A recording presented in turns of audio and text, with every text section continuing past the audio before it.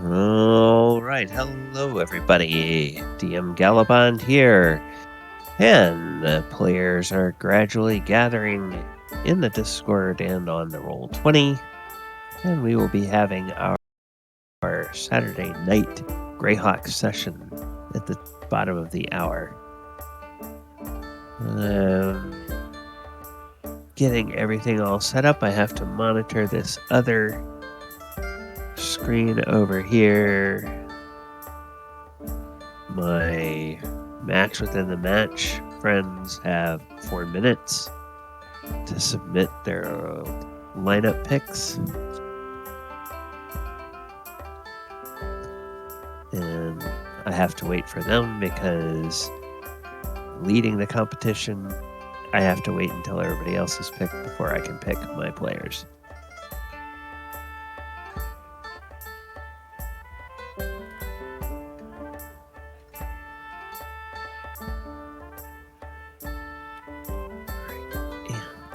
Oh, yes, we have some more. Thank you to everybody who has subscribed on the various platforms. We are up this last week. About 3 more subscribers over on YouTube.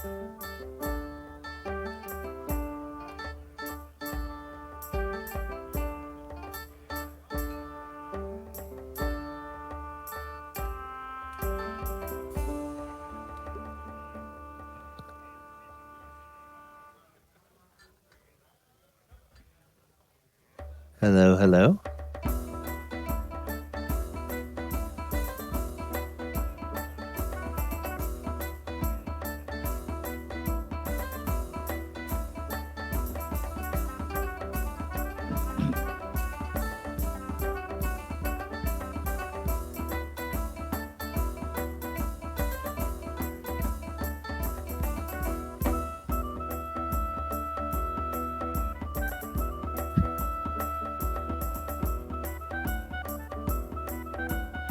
Jason, how you doing?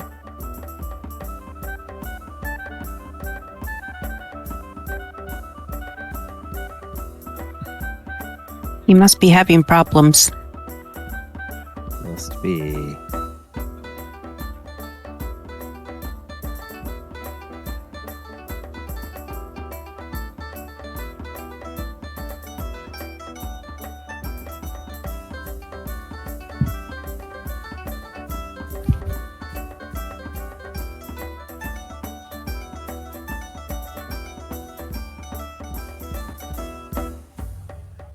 Hello. Hi. Hey, there he is.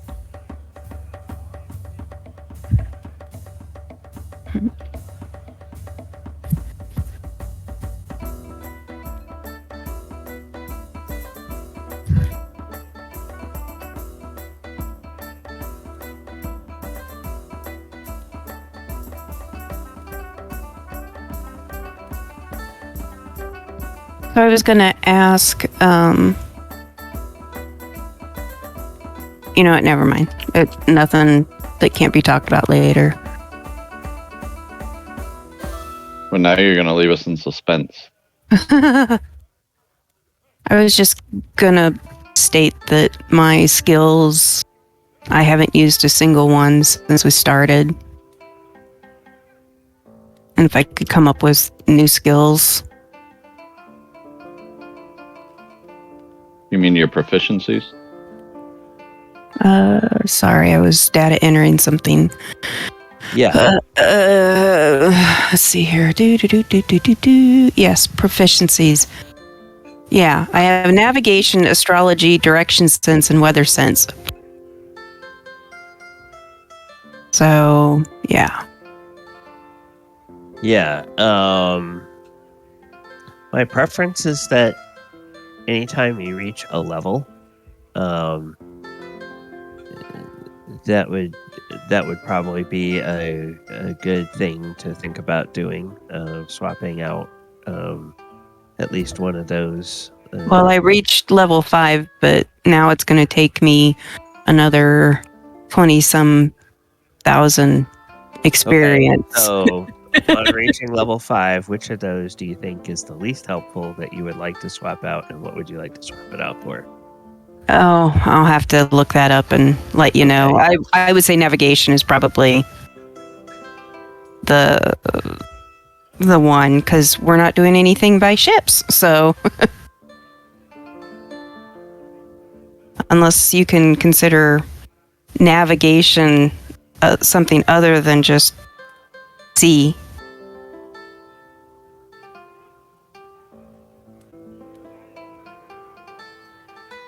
Or water.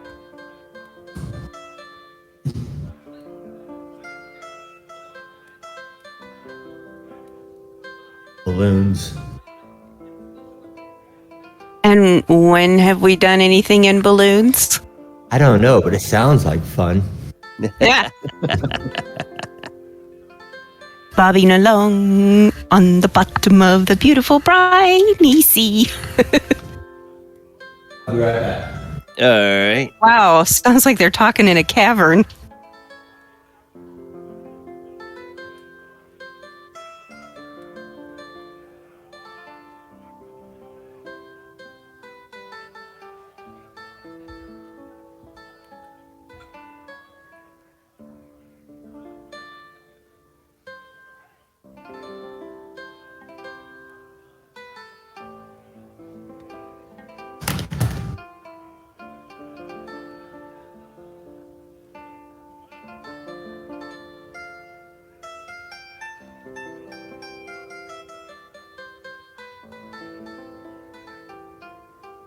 All right.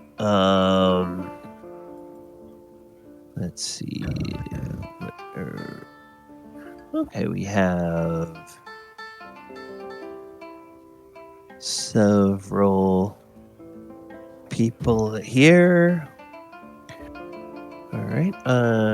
We have a couple of other people in the Roll20.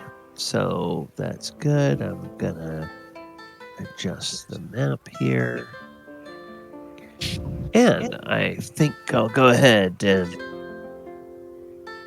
lower the volume on the music. And we will get started with the recap. Welcome everybody to the tonight's session of Saturday Night Greyhawk. I am DM Galabond. I am being joined on the Discord and in the Roll20 by the players. I have a little bit of a head cold this evening, so players, hopefully I am not going to annoy you too much with my nasal overtones. But it was all for a good cause, as we had an exciting result on Wednesday night, and we're now kind of U.S. Open Cup champions. So, yay for my team! So that was fun. But tonight we are going to continue our exploration of the temple complex, or the dungeon complex for the Temple of Elemental Earth. And that is underneath the Temple of Elemental Evil. And when we left off last time, you guys had basically found the banquet hall. And in the old kitchen, there was a big giant snake that you killed, and between the rogue and the druid, you were able to identify where the poison glands were and harvest those poison glands. So there's some of that floating around. You also had found some barracks, and the paladin had fallen into a nest of rats and had been rescued. But now we kind of left off just after being in that banquet hall area and trying to figure out what you all might want to do next. And so What I'm going to do is I'm going to move us to our exploration mode. Exploration sound set. And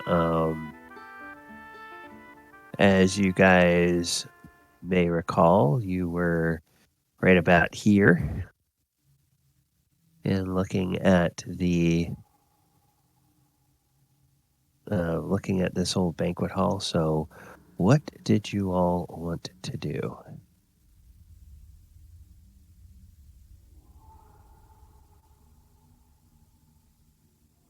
So trying to get my map correct. Okay.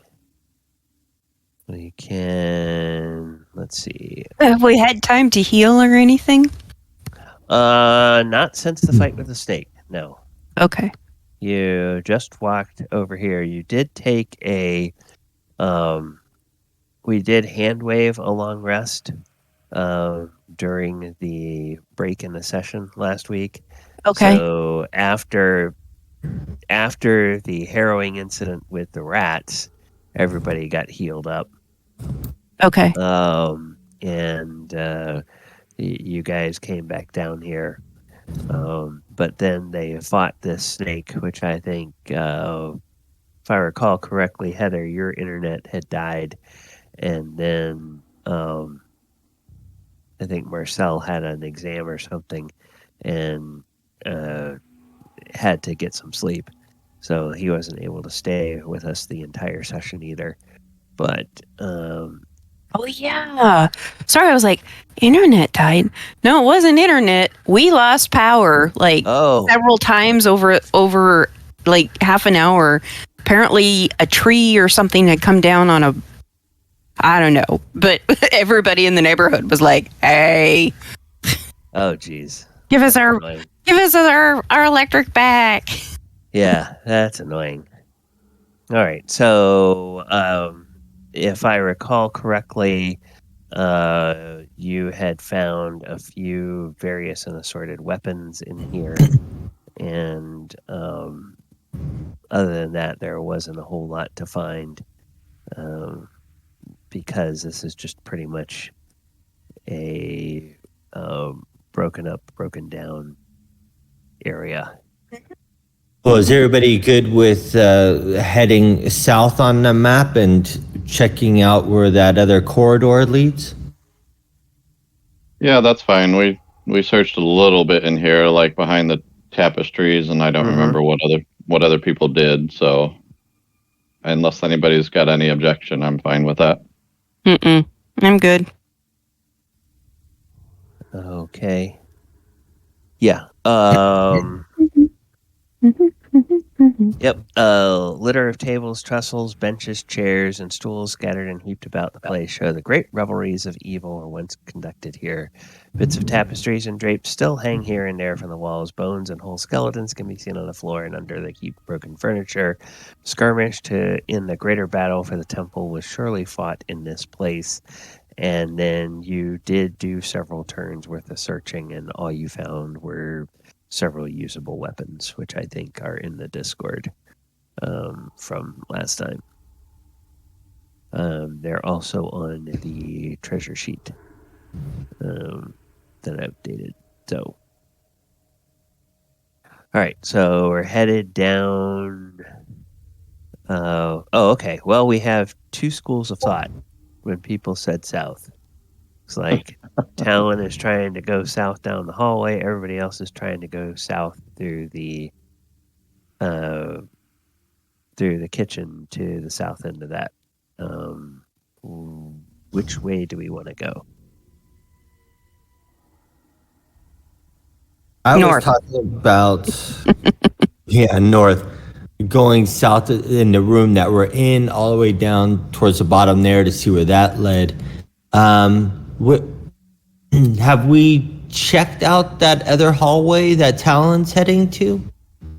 There's a door right there. Man. Yeah, he stopped at a door. Yeah, and the mercenaries and the two gnolls are kind of there at the sort of where that side corridor intersects with that main room. So, I mean, I don't care which one you guys go to, but or if you want to split the party and check them both, that's fine with me too. Or split the party. No, I'm just kidding. Well, I'm up for anything. I don't care. Well, I could take a knoll and I'll take a couple knolls with me. We could check out this door while you all check out the other thing. Okay, these two guys will go here. So let me start with these folks over here. What you see is you see that this reveals yet another curving or angle turning hallway. And then Talon, you're at the door. So what would you like to? Well, I'm gonna check see if it's locked first. Okay. Playing. You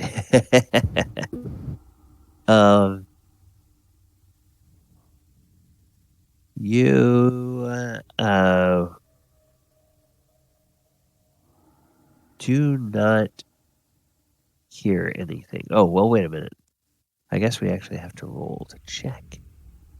It would help to roll to check to see if he hears anything.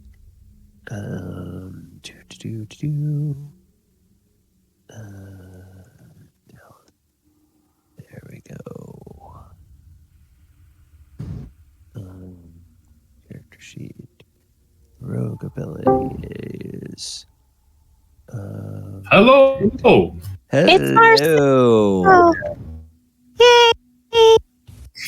Hey, I could make it. I just received the message a few minutes ago. Yes, I didn't see your message earlier. Because I wasn't. All right. Talon. Okay. Actually, as you listen, Talon, you do hear something moving around, and then let's see. Let me go grab Arcturus's token. Here it is. No. There.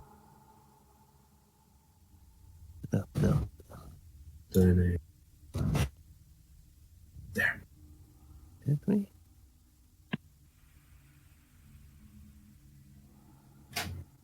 Okay, come on. Fully in now. Okay, so what? Why can't I grab and move Arcturus's token? Because I'm too strong for you. Clang Adam stops you. The power of Clang Adam compels you. Yeah, well, that might be the case. I can move my token. Okay, you're still in that hallway because everybody is much further down. Where shall I put it? To the. That's why. That's why. You're on the wrong map, aren't you? No, I'm on the map. Am I?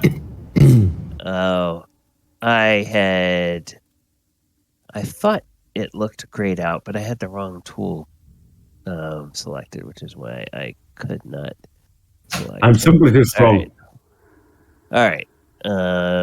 So these guys are down here. Brother Tuck and Archimedes and Arcturus. You did get a full rest. We decided that. Oh, okay. So we'll just do that, and we'll take. This token has the wrong HP though. You can fix your AP. It's 27, right? I think so. I need to check. And then it's also missing. Yes, 27. Also missing your aura. And the -2 on my AC. And the -2 on my AC. There. Okay, there we go. All right. So now back to Talon. You listen, and you actually do hear something moving beyond that door.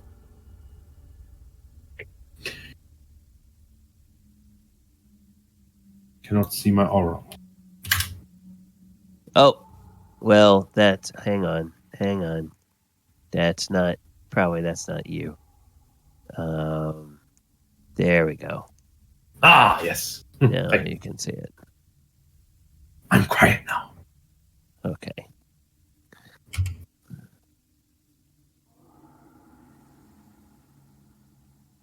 Well, I'm gonna look at the gnolls. I'm gonna tell one of them, "Hey, go get Arcturus or something in here." And the Odom will say, "Okay, I'll go tell them." And he comes up here. And then he comes down here. And he says, Arcturus, Talon hear noise behind door.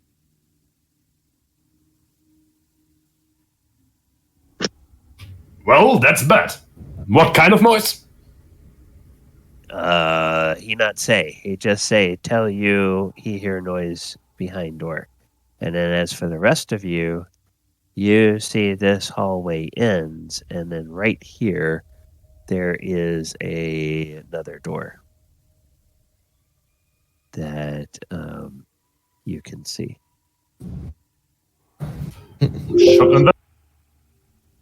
So there's a door here, and then he's at a door here, which apparently there may be some activity behind.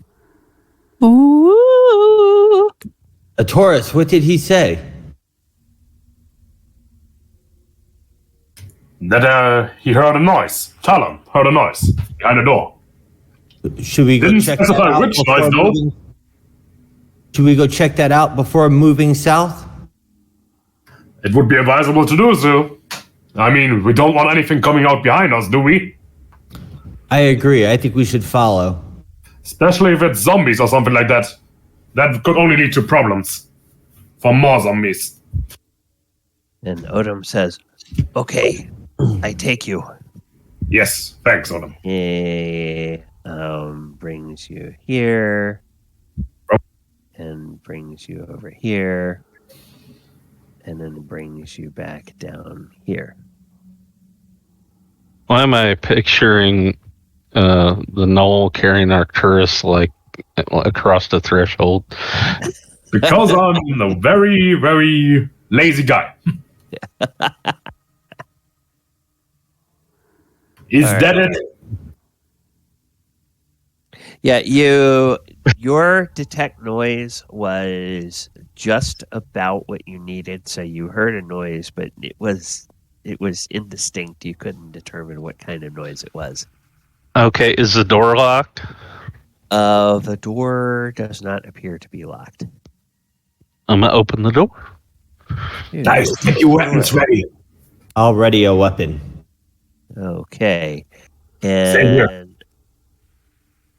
as you open the door, you reveal a long, narrow room. And in that long, narrow room, there is a creature. It's a long tongue. This is this place. We've met them before, these creatures, I think. This area is plastered and wainscoted in some now ruined wood. It was evidently some form of trophy or museum room, and several broken cases are shoved against the walls. A serviceable but moldy shield hangs on the west wall. 2 great heaps of old cloth and pillows and the like material are formed to serve as beds. And standing kind of in the middle of the room and looking away from the door is this creature. And it is definitely a creature that within your aura, Arcturus, it radiates all kind of evil. Yeah, I know. It's a stronger zombie. Yes. It's aghast. I'm aghast. It is aghast at your presence. Has an aura which can make you puke, I think, if I remember correctly from the last ones. Yes, it has and petrifying claws. A stench. All right, I need to put the aura around it so you guys can see that. We will give it a very unpleasant color. We'll give it kind of a sickly color, if you will. And it is that. All right. So you guys are just at the edge, or just outside the edge of that aura. So you're not affected by it, but you can smell it from where you are, and it's kind of stomach churning when you smell it. So it's not a very pleasant odor at all. And it turns and looks at you, and it goes, "Hey." And it bares its fangs and looks like it is about to want to attack you. So, get ready to rumble. Roll initiative. Yes, it is going to go ahead and roll its initiative. Boom. And then, as everybody else gets their initiative rolled, I will go ahead and put us in the... I rolled a 7, but forgot to take my token. Okay. We can... Same huge mistake. That's all right. Let's see. Arcturus. Clang Adam is disappointed. We will add a turn for Arcturus and put a yes, 7. turn 0. And then we will get Brother Tuck, and we'll add Brother Tuck, and as usual, he will be a stand-in for all of the NPCs, and you can decide how you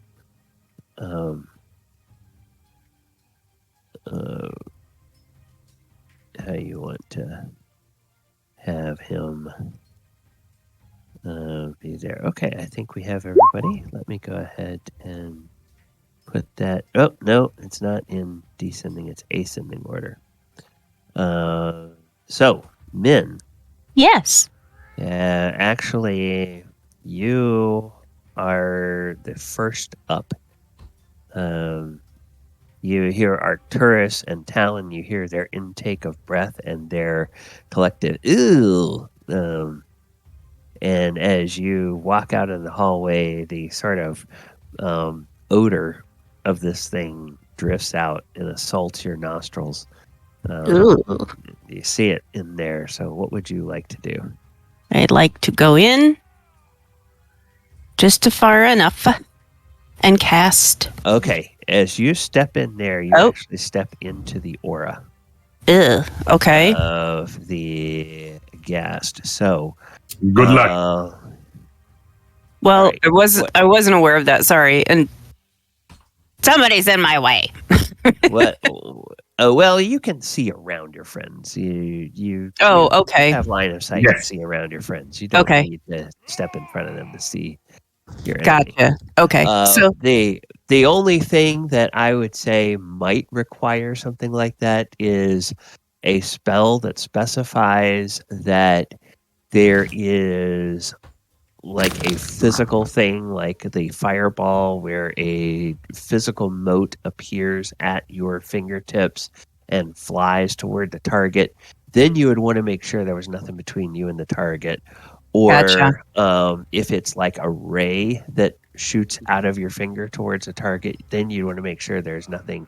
But if it's just a target you can see and it just says an effect happens there, then you don't need to worry about having a clear line, just as long as you can see what you're aiming at. So I want to like literally stick him to the wall with webs. Okay. You want to stick him to the wall with webs. Ooh, okay. All right. Duration 10 turns. Good Lord. And 8,000 cubic feet of area. Okay. This is the quadratic wizard. It's like it starts off very, very minimalist, but then every level you go up, it just gets more and more and more. So basically you can cover this entire room. Now he's up against a door, right? There is a door behind him, but he is in the area of the webs. And let's see. So anyone in the area must make a saving throw versus spell with a -2 penalty. Two things. All right. So we're going to say if it makes it save, then it has managed to open the door and jump through. So it has to make a save, and its penalty is -2. And it fails. Yay! So it is well and truly stuck in this web. So creatures with strengths between 13 and 17 can break through 1 foot of web per round. I need to look and see. That's a witch. Yes, I need to. Not a witch, I'm your wife. Sorry. If the I was talking about the one in Discord. If our monstrous manual for the ghast, if that tells us what the strength is. No, in this edition they don't give you strength for the monster. So I'm just gonna say it has. Surprising. I'm just gonna say it has the. It looks pretty strong though. Well, since it doesn't tell us for sure, I'm just gonna say it may be. At best, it has that 13 through 17, which means it's gonna take every round. It's gonna only be able to get through a foot of the webs. So, okay.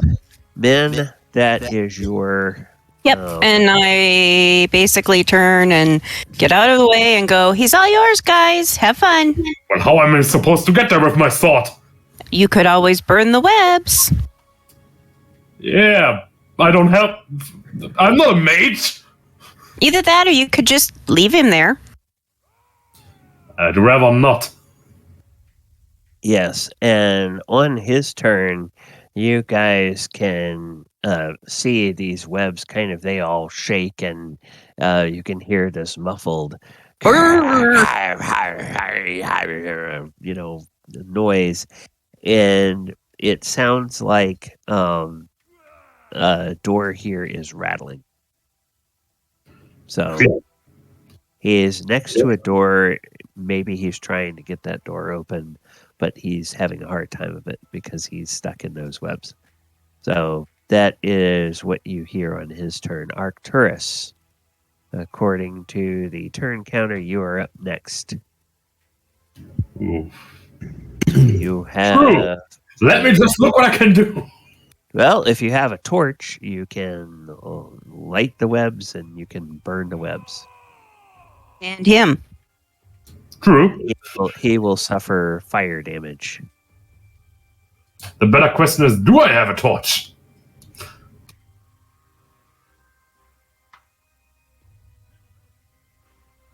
Well, if you don't, my question would be, how do you see? Someone else around me has a torch, probably. One of the gnolls? No?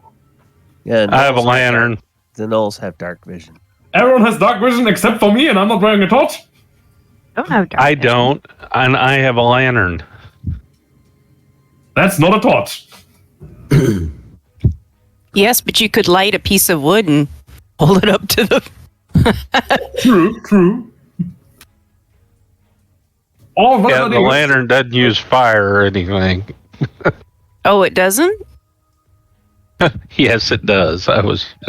How would it not? Some light orbs. Yeah. Say, hold the lantern up to the webs and let it catch on fire. Yeah. Well, I'm not going to do anything. I'm literally just going to turn him. I'm going to try to turn him. Why not? Okay. I take on my... We had oil and we were going to start it on fire, so I think one of us has at least flint and steel. Surely some of us have that, but I'm still going to turn him. I take out my holy symbol and I begin chanting Clang Adam's rituals as I hold it up to him. Jesu Domine. Ave Maria. All right, so turning. Now, what level of paladin are you? You are a... Fourth level? So second level. So... That's a no. Yes, unfortunately. That's a Clang Adam that's lost all faith in me. Yes, that is a no. Fortunately, the creature is probably a little bit too preoccupied with the webs to notice that you're trying to turn him. And so that is Arcturus. Quint, you are up next. What would you like to do? Well, I think I'd come down here to see what was going on, and then I would see that Min has filled up the room with the web, and I can't really get in there. I don't want to start hacking and slashing just yet, so I'll come down here with Ares, and we'll kind of guard this south hallway just to make sure we've got no more friends coming up to join us. Okay. And Talon, what would you like to do? I'm gonna burn the web. Burn a web. All right. So he sets a light to the web, and it burns up. Yes, burn him. Burn, baby, burn. Takes 2d4. So Be cast a light in the flame of Clang Adam. okay. And he takes 4 points of damage. Wow, that's not a strong light. Yep. And now he looks back at the end of the hallway in wretched anger. And then it is time for Brother Tuck. So Brother Tuck will come over here. And Brother Tuck will try to turn. Let's see. He is a 3rd level cleric. As an NPC, he gains experience points at half the rate of normal PCs. So he will make a turn attempt.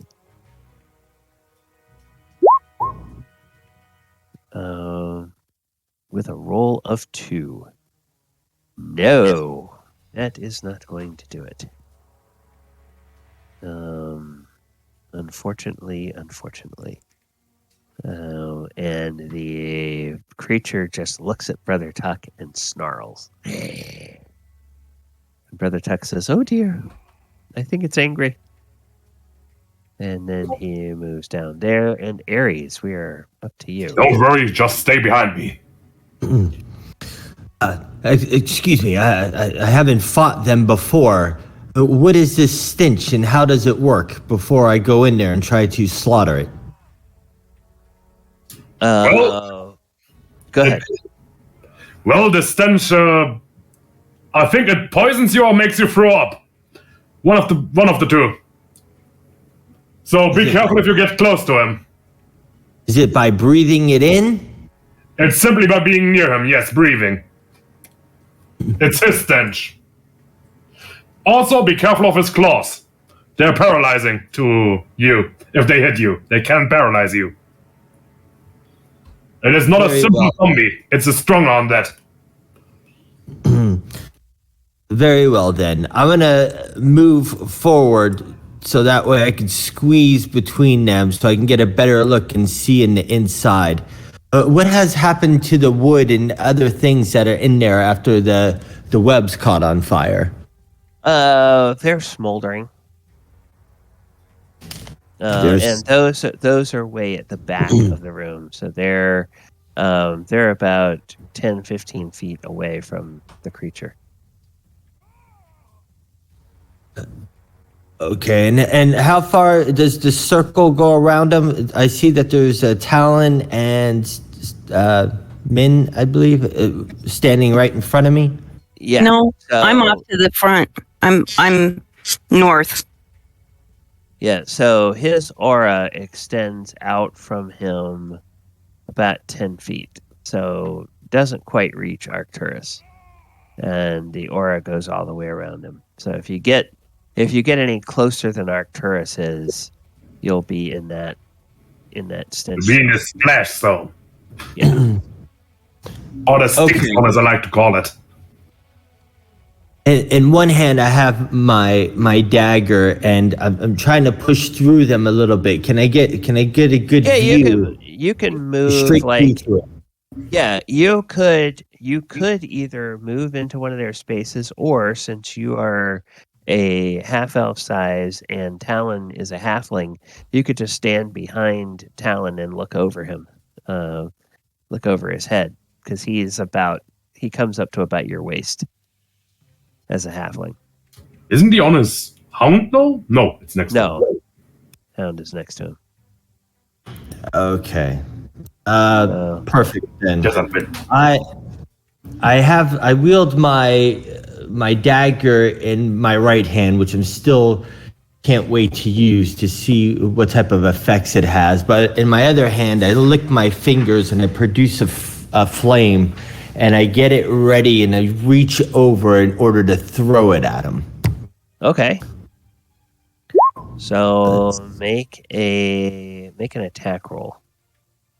We'll see if any of your weapons, just click the hit button next to one of the druid spell list, the priest spell list? Yes. Weapons.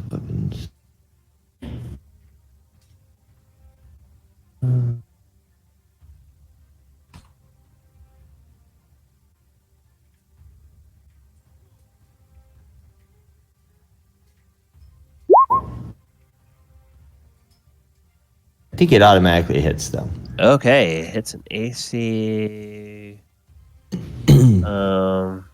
Okay, AC of -2. Yeah, that is.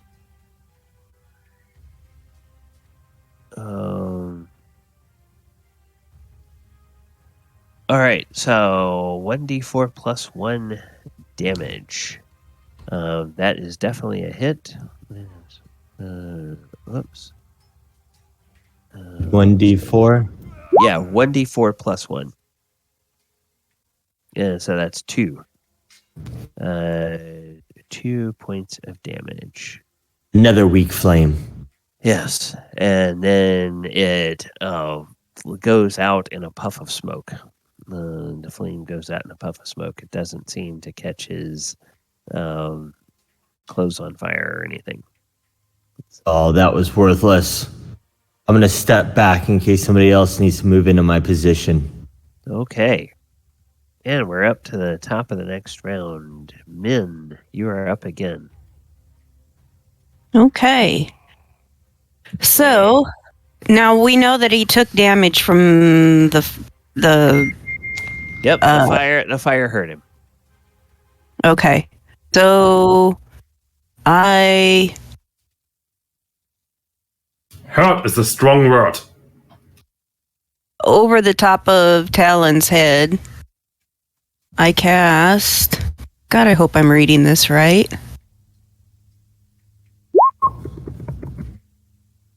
The fire mightily anointed. Jet of searing flame. But how far is it? 5 feet long. Oh, yeah. shit. Yeah, so... Okay. Not gonna be far enough. Okay. So I have to be... So I can be like here and still reach him? You have to be in the square right next to him. Oh, Jesus. Yes, that's 5 feet. Each one of those squares is 5 feet. So you can only... Well... Damn. Okay. Let's see here. What's the...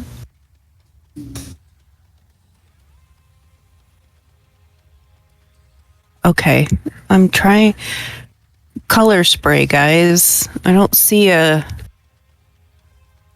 You used that last time, and that will... let's see... That affects one creature. Right, but it doesn't say... Length? Well, but it should have a range on it. Look at range. Let's... Okay, come on here.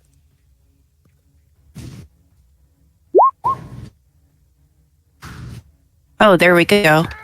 Area of effect, 5 by 20 by 20 feet wedge. Yep. Okay. So... And luckily it says I only affect one creature. Well, good, because that's... Is it one that you choose, or is it the closest one to you? From 1 to 6 characters within the area are affected in order of increasing distance. All right, so that means it's the closest one to you. So if you stand right behind, what's his name? You're going to affect him. Okay, so I move in front, or not move in front. I push him aside or someone aside, hip check them, and then cast the spell. Okay. All right, there we go. Get out of my way! God damn it! So those 6 levels or 6 hit dice are entitled to a saving throw. Let's see. Oh, so he does not get a saving throw. Creature's not allowed a saving throw. Struck unconscious for 2d4 rounds. Okay, so let's just make sure. All right. These are undead creatures, and sleep and charm spells will not affect him. So this wasn't a charm spell. Well, it does it knocks him unconscious, which is putting him to sleep. So it doesn't work. Are blinded. What about the blinding? Oh, nope, because his hit dice are equal to or less than yours. Oh, well, it was worth a shot. Yep. All right, so you step in there, you cast a spell, you step back. Yep. Get out of the way, I guess. Yeah. All right. Then the Ghast is up. And he does Come on then, creature of the night. Happy. Try. Arcturus, you tried to turn him. So he steps up here. And now I am going to need from Desert Wind, from Talon, from Min, from Arcturus, from Ares, and from Brother Tuck. I'm going to need saving throw versus spell. I think it's spells. No, saving throw versus poison. So. And where do you find that? In your. Okay. It's in tracker. You go to info and then go to the tracker tab underneath the info tab, and it's on the right. And then tracker. Yeah, and then it's below that on the right. So while you guys are doing that, ooh, okay. So,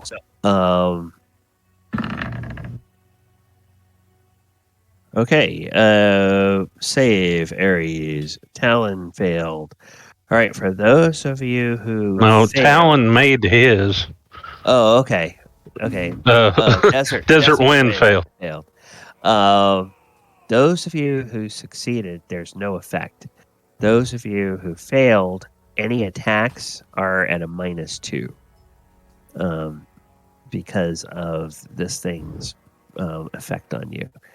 And then it is going to make 3 attacks against Arcturus. Claw, and a bite. So try me. Claws. Hits. Claws and bite. Yeah, only the first claw hits. Okay, so the claw attack. Their touch causes humans, including dwarves, gnomes, half-elves, and halflings, but excluding elves, to become rigid unless a saving throw versus paralysis is successful. So go ahead and make a saving throw versus paralysis.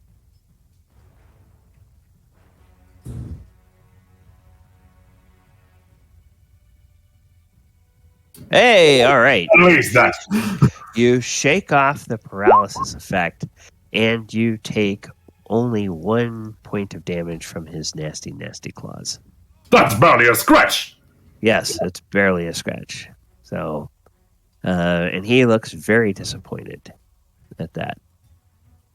All right, now Arcturus, you can attack, but just put when it asks you for the modifier, just put a -2 on your attack roll. But you can attack normally.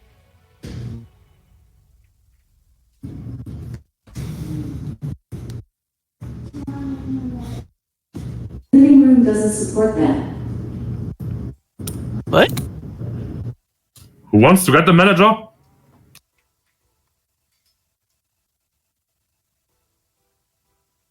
So Arcturus, you're up.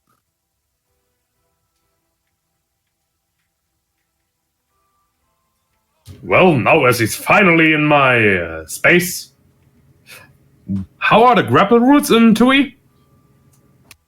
Grapple. What's the wrestling rules? You want to wrestle with it? Maybe. You don't know me. Yeah, we do. True. You haven't seen me wrestle. Okay, so let's. I tell you, 2 rounds in the ring with me, and he's done.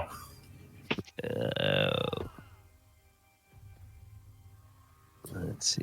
You did take the -1 to every attack there, right? Because he's evil. I did not, but with a -2. Well, didn't matter. A -2 would still hit me. Okay. So I wanted to make sure next time. Okay. Okay. Punching and wrestling. All right.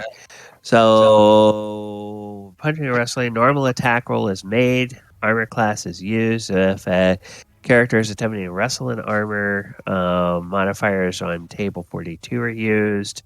These are. Let's forget that I'm in armor. I'm probably not good at wrestling right now. Yeah. You would have a -10 to your. Yeah, no, let's forget this. In full. He's naked. I'm in armor. There's no chance. Yeah. So I'm gonna just take my broadsword and try to hit him. Yep. That seems probably better.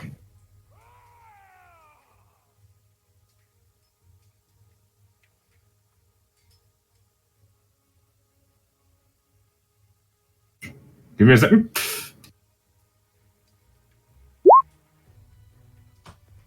That's not hitting. AC of 14. Unfortunately, that's going to miss. I didn't expect that. Anything else, Arcturus? I can do literally nothing else. Okay. All right. At least I don't think I can. Quint, Well, I'll move. Currently are not in the aura. And let me see. I think with line of sight, you can see him. So you're just out of the thing. So if you have something you can do from range, you can try to hit him from range. I do have range, but Quint's been favoring his sword, so he'll come up here and he'll take his save to get in close with save versus poison. Poison, okay. Hey, and you All you have that cast iron stomach, so I've been hanging around with Tal and eating with him, so that's been... there you go. So then he'll take his 2 attacks to get this thing. Armor class 2 will hit. It's a long sword.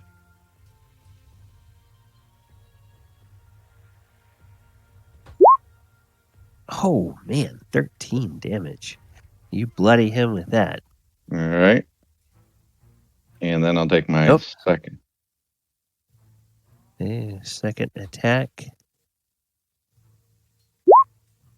That hits. Okay.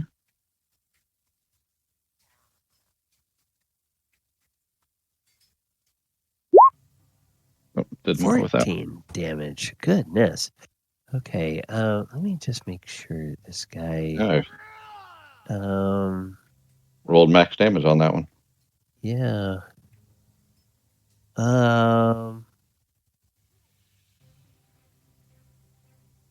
Yeah, they don't have immunity or to non-magical weapons. So, how would you like to kill this creature? It's standing there with its mouth open, its long tongue sticking out, so the short sword would have gone up through the mouth into the head. Ooh, okay. All right. Arcturus, this thing whips away from you, looks at Quint, starts to at him, and the first swipe from Quint's longsword chops off both of its hands, and it squeals in pain, and then the short sword goes right up into its mouth through its skull, and it just sort of quivers as it slides down the wall in a trail of its own blood.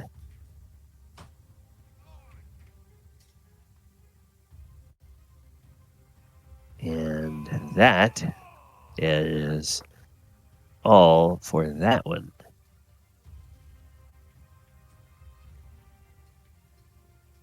So, the battle being over for the moment.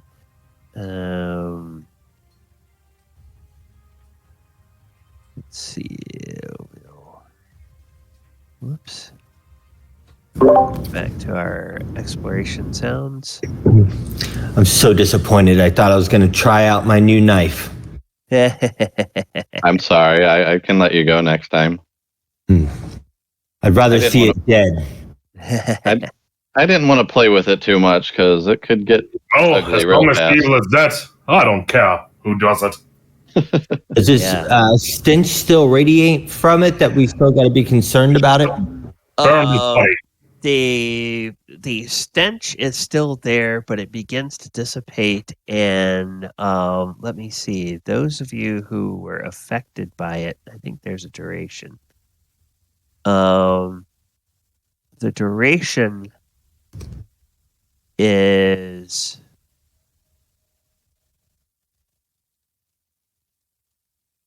okay.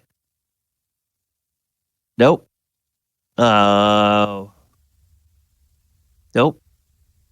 Those of you who are affected, as soon as it dies, the mechanical effect of the -2 goes away, but the intensity of the odor begins to fade. But it's gonna still be around for a while. It's gonna smell unpleasant for a time.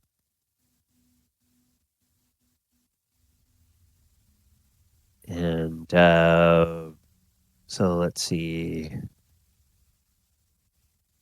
You saw the When did the smacksman on the butt happen? I didn't register that. I'm sorry? Talon smacks Min on the butt. When did that happen? I didn't register that. When she hip-checked him out of the way. When she was pushing me out of the way. Well, as you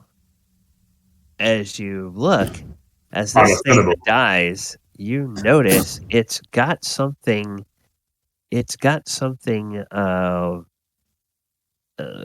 unusual on around its neck. It is wearing a grimy chain, but as the blood from this thing flows over the chain, you can see that some of the grime is washed away and reveals that the chain is made of gold. Is it holy? I'll take it off of the corpse. Okay. And look at it. Wash it with some water. Okay. You take it off. You notice that this is a very fine, thick gold chain set with three small but flawless rubies. Wow. They look quite valuable. And then let's see. Quint. You look down at the ground and you look at the hands that you sliced off with your longsword, and you notice that one of those hands is wearing a ring. Okay, I'll gently take the ring off. I don't want to accidentally scratch myself on the nails with this thing. Right. The ring is gold, and it is set with again, a flawless but rather larger ruby. It's a ruby probably about the size of a half-elf female's pinky fingernail. All right. So it's a relatively large ruby on a gold ring. And as you guys examine this, you will eventually be able to come to the realization that the gold chain,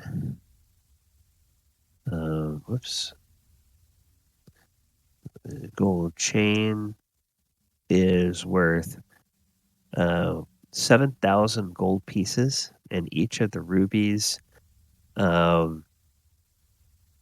is worth 1,000 gold pieces each, and the ruby ring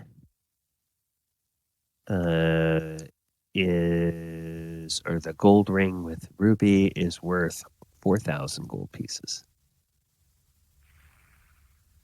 Wow. Dang. So, yes. Are those 50 cents gold chains? Yeah. So,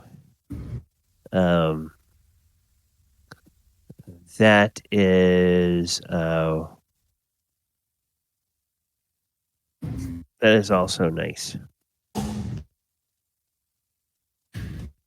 Hey, Min, do these look magical to you? Min kind of looks at you and looks back at him, looks at you. I don't know. Keep forgetting I was a cat person before this. Okay, does it smell magical to you? She sniffs it and wrinkles her nose. It smells like it just came off of a dead person, undead creature.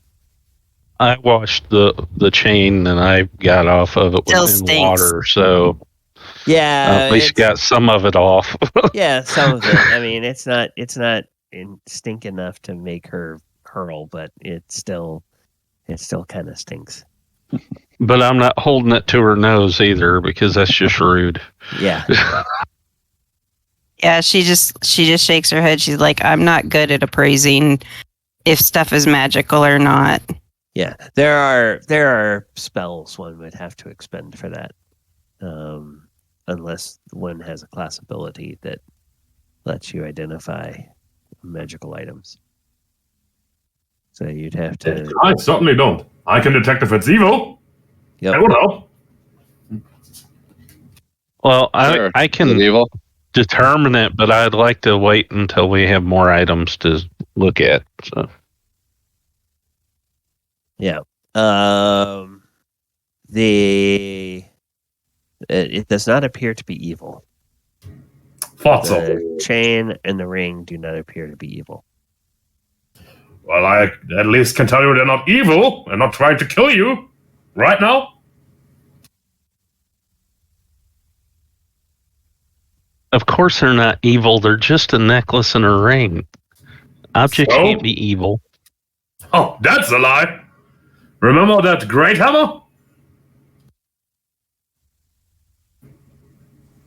Yeah, that was evil. Yeah. I don't recall. Talon, Arcturus seems to believe, maybe it's part of the crazy belief system he has, but he seems to believe that certain people can use certain rituals when they are creating items to infuse those items either with holy power or with evil power. And so he would switch. You've heard him in his tales that he tries to tell the gnolls while y'all are having dinner.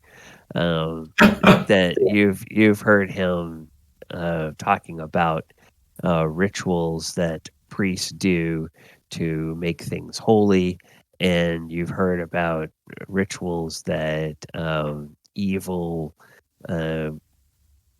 demons and devils do to make things evil. So you know he puts a great stock in belief in those types of things. Yeah, and Talon would have told him that yes, all magic is evil except for druidic magic. That's not what I said.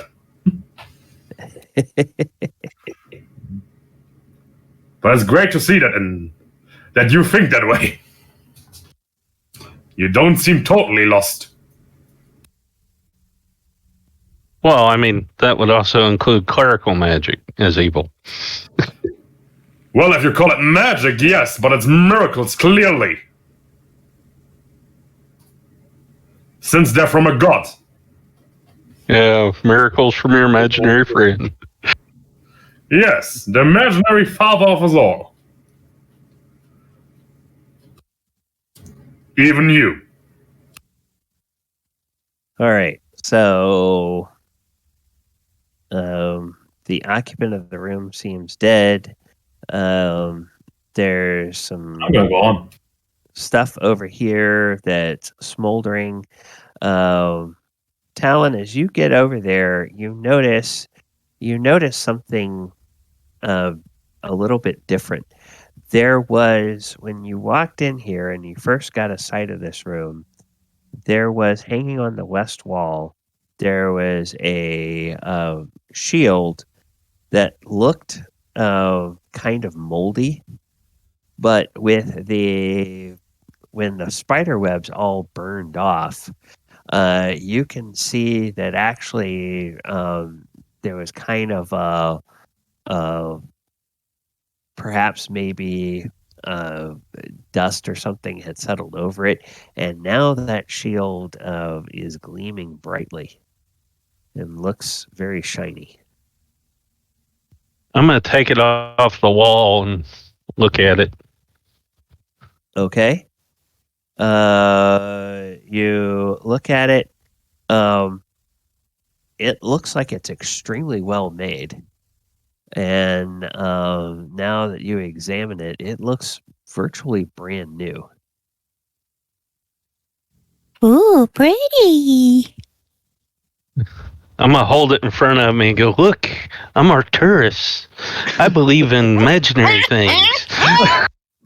Well, with that shield, you certainly seem more like me than you did before.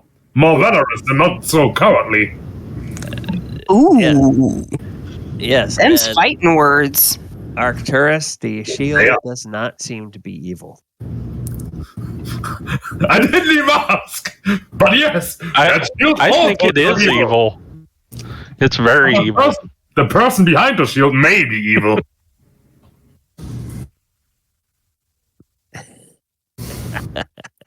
He may just be very good at hiding it. Quinto, come over here in case he's got to separate these two. There's no reason for a pedant such as I to fight with such a small target. Yeah, Talon, you get the feeling that this thing is very nice. Now, do you have as a rogue, do you have like an appraisal skill or something? I do have appraisal non-weapon proficiency. Okay, let's go ahead and go ahead and make an appraisal check, if you will.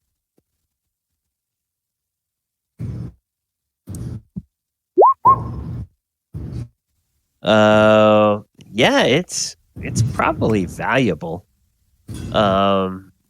And it's also probably very sturdy. So it's not just like a cosmetic piece. It's a functional piece, but it looks really, really nice.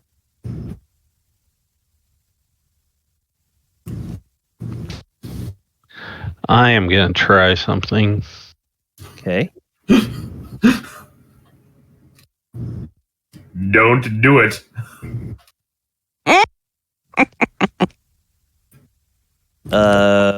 My shield is stronger.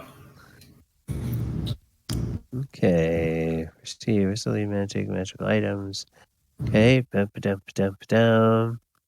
What is the range? Oh. I flubbed it, so. Yep. Yeah. Yeah. Oh. Okay. Then you flipped it. So 3 things in the room stand out to you. The shield you're holding, that seems magical. The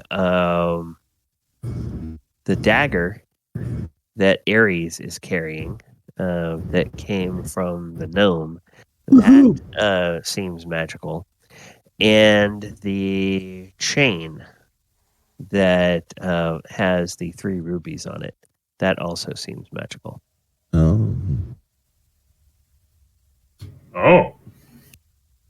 This room had some nice finds. I will let everybody know. I'll be like, here, this is evil. You should have it, Arcturus. And I hand him the shield. Well, if it's evil, I should destroy it. Yeah, Arcturus, your paladin senses, no, there's no evil coming from the shield, but there is evil coming from the door behind you. From the door right behind me? Yes. That's good to know. It's it actually seems like it's kind of muted, so it's probably beyond the door. It's not. Well, while the shield might not be evil, behind this door truly lurks more. You might want to take this shield. It might help protect your little body. I think you need it to help protect you. It's magical. That's why it's evil. I already have a magical shield. Well, you carry two, and then you'll be twice as protected. I'm not this shield hero you heard about. Okay, so then the next question is there anybody else in the group who can use a shield or who uses a shield? I have a +2 shield, just so everybody knows. I'm not going to use it. I could, but I'm not going to. I can't. I can't use anything metal. Okay. Yes, I have a +2 shield. Can Brother Tuck use it? I was just I'm about not sure. to look at that. I think that as a cleric, I think he can. I think he can use. I'm not sure in this edition. shields. He has a. Let's just take a look at his.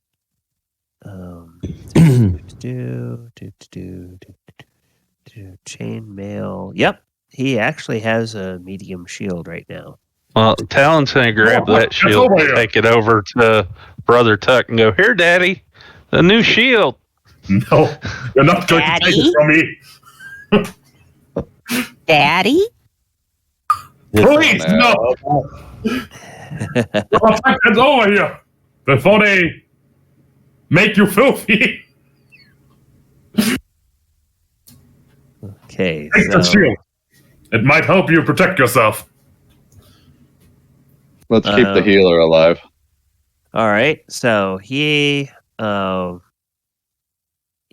says, "Oh," says it looks very nice, and he looks at Arcturus and says, "You're sure that this is not radiating any evil?" I'm sure of it not radiating any evil, but you might need it for what's behind this door. Okay. Well, yes, I think that will be helpful. And in fact, I feel a little safer carrying this shield. Well, it does look good on you. Yes.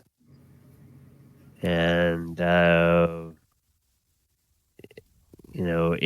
if you could see behind the mystical veil of the universe, you would see that Brother Tuck's armor class actually does go down by 1 when he. It's a shield +1. Yes. So it would have made me worse. Tell him you tried to sabotage me. But it is. But I ended up helping Dad. He's not your dad. I'm your dad. You're Who's your both daddy? my dad. You're my two dads. But more than anything else, Clangaden is your father. That's not true. I am your father. Because I know it to be true. halflings were the first people, so a dwarf god couldn't have existed before That's your halflings. feelings, Talon. You know it to be true. Oh, for.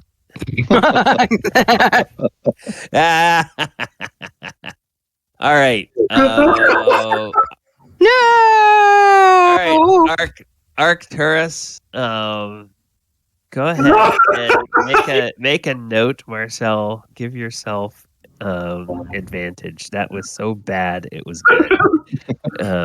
All right. And speaking of things that are so bad, they are good.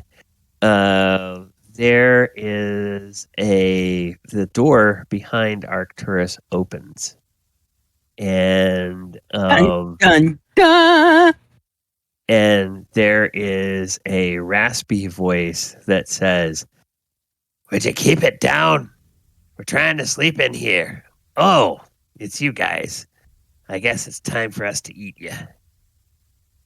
And, okay. You see that there are, in fact, more nasty undead creatures. The only thing you'll be eating is my steel. Yeah. Well, here you go, Ares. You can try it out now. You're the dagger out now. Yeah. About time I get a chance to. Yeah. So, all right, we have one more of the same kind of monsters that you killed, and 3 others that look similar to them. So, we will go ahead and we will set this up for a fight, and we will get these guys on the initiative. We have Brother Tuck, take care of the smaller creatures. and he says, "Oh, okay." And he You might not be able to stop the big ghast, but the others should surely fall yes. before the power of our god. Oh, yes. Let's hope. Saint Cuthbert, help me. He will stand with you, as long as you believe. And then we'll start battle sounds.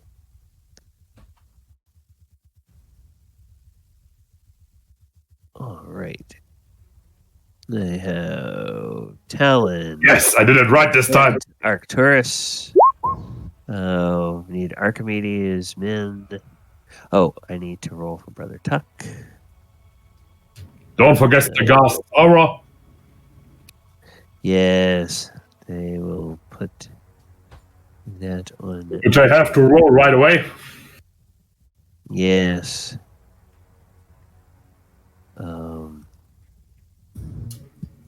You smell like shit. Did you ever know that, ghast? Yeah, must have been those tacos I had. Tacos? Where did you find Mexicans in this tunnel? Well, to be fair, it was rat tacos. Rat-a-tat-taco. Must be Taco Bell.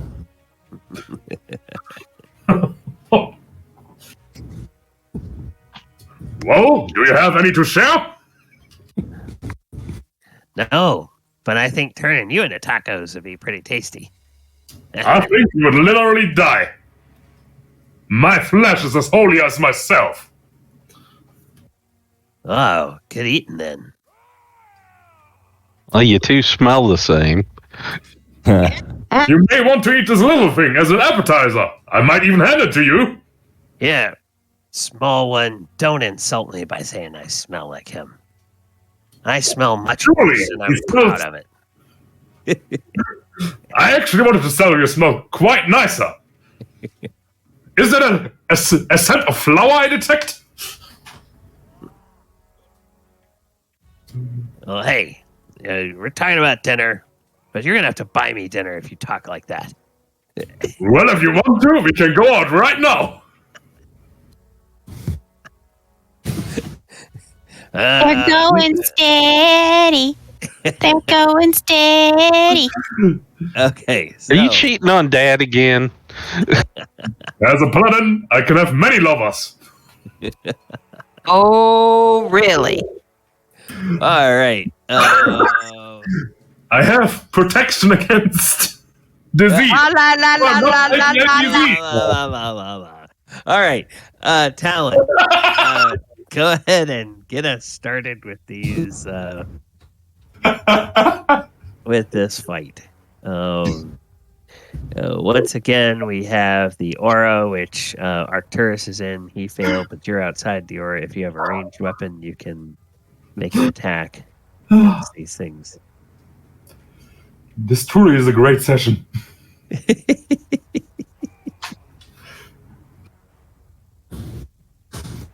Yeah, I'm gonna use my sling.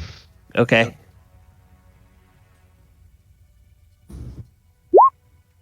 Oh, yeah. That hits. -1. 6. Holy cow. He says, ow! I don't think that did it correct. It rolled 2d4 plus 1. Well, 1d4 plus 1 plus 1d4 plus 1. So that should really be 2 because that would be the first roll. 2. All right. So we'll add 4. All right. Still, he says, ow. All right. Anything else, Talon? Nope. I'll just move back over here so I'm not in the way. Then the ghouls will go. And these ghouls will come rushing in here. We've got one up here. One will go here, and one will go here. Isn't that an opportunity attack for me? I smell it. What is your speed? Where do I see that? In your, I think it's on the tracker. Yeah, it's on the tracker. Tracker. Where's my speed? Towards the bottom. Movement. Should be 12. Speed, I have no idea. Base. It should be 12. Base is 12, but you're wearing heavy armor, so it's probably what, 6? I have no idea. -4. -4, so 8. Yeah, 8. Okay, all right. Then no, you don't get an opportunity attack because it's faster than you. Okay. So they will attack, and one of them will try to attack Quint. One will try to attack Arcturus. One will try to attack Min. So they get. And it seems like a heavy armor. If I have a base speed of 12, I would have 4.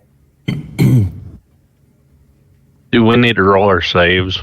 By the way, I'm invisible. As you're always. You're invisible. Okay. Then in that case, it probably would come here, because if it couldn't see you, it would go there. And one will try to attack Quint, and 2 will try to attack Arcturus, because he looks especially holy. And that is I also smell especially holy. That I reek holiness. offends their sensibilities. So 3 attacks first on you, Quint. So whoops, no, sorry. You just take damage. There's no saving you. AC 18 hit. AC 0. Yeah, well. And AC 1. Those are for me. Yeah, last 2 hit. Okay, so the free attacks, for Christ's sake. The claws will hit and the bites will hit. So touch causes humans, including dwarves, gnomes, and half-elves, to become rigid unless they save versus paralysis. So you take 1. Oh, whoops! No, wait. Let's see. You take 3 from the claws. Okay. And you take 6 from the bite. And then let's see, what does the bite do? The bite doesn't do anything except damage. Okay. So make a saving throw versus paralysis and see if you're affected by the claws. Oh, no, you are not. Okay. And actually, I looked at that wrong for a minute. Yeah, actually, I'm sorry. These guys don't. It's only the one. It's only the one guy that gets the aura. These other guys don't have the aura because there's nothing from them. So let's get rid of their aura. And then we'll do this. And we'll do this. Okay, all right. So now 6 attacks at Arcturus. Go. Tagaran will protect me. Claw. Oh, oops, I'm sorry. It needs to be -1. That's gonna miss. Oh, everything needs to be -1, even on my friends. Claw, that will miss. First bite, that will miss. The second one, its first claw, that will miss. Its second claw, that will miss. And its bite, that will miss. All right, so... They all simply bang off my holy armor. Yes. They all try in vain. And they don't even leave scratch marks on your armor. Quint. I'm gonna return the attack on that one that took a scratch and a bite out of me. Okay. Oh yeah, that'll hit.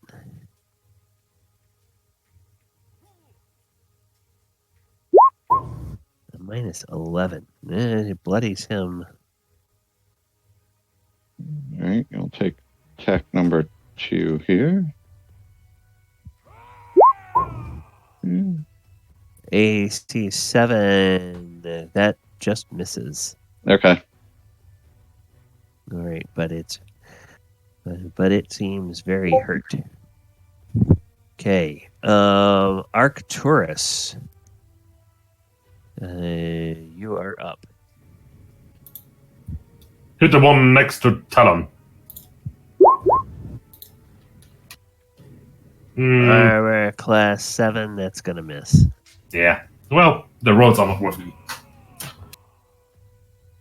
Yes. And then That's it. The Ghast will move up, and now Quint and Min, you can go ahead and make saving throws versus paralysis.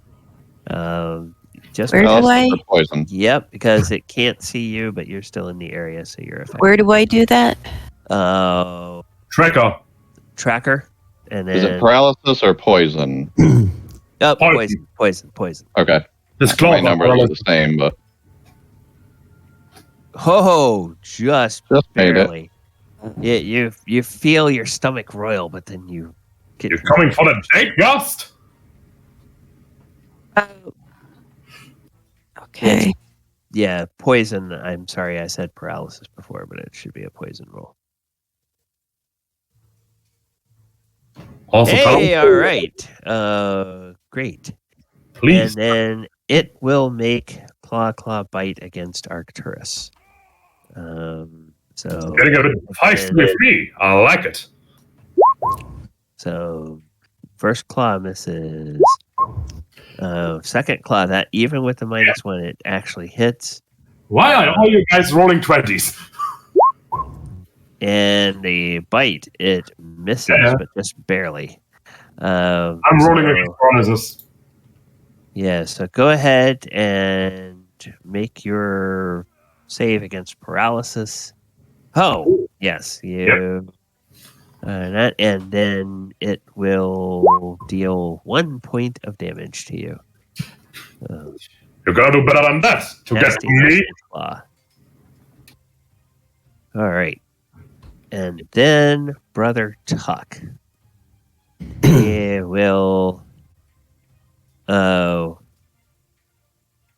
will stand here where he can see those creatures, and he will present his holy symbol, and he will say, "Be gone with you, you foul beasts! Go back to the hells that spawned you!" And he will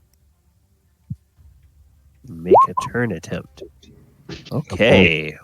He is level 3. So with ghouls, he needs to make a 10 So the ghouls all go, ah, ah, ah, ah, and they are... Run away! Run away! Abandoned ship! Yes, so they are now... Good job, Robot Tuck! They are now quaking, mind broken, and will be trying to run away as soon as they can. So... and tell them, what do you think of our god's power now? And the gas just sort of shakes off that effect. All right. Ares, you are up.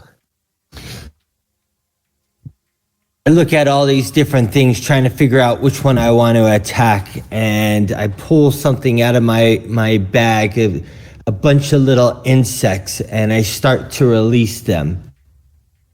Ooh. Hopefully drawing more of them to fight for me. Okay, summon insects. A cloud or swarm of normal insects to attack foes of the caster. Okay. Exact insects are bees, biting flies, hornets, wasps, biting ants, or pinching beetles if crawling. Okay, gathers at a point chosen by the caster within the spell's range, attacks any creature that the caster points to. Okay. So let's see. I think I'm going to go for this first one that's here. Okay, for the first one that's right here. Then I'm going to go over here and make a D10 roll. And it's a bunch of flying insects. And so what you see is a bunch of insects that look like hornets, but they are albino. So it's almost like they're some kind of species of cave hornet. And they all come, they go flying over, and they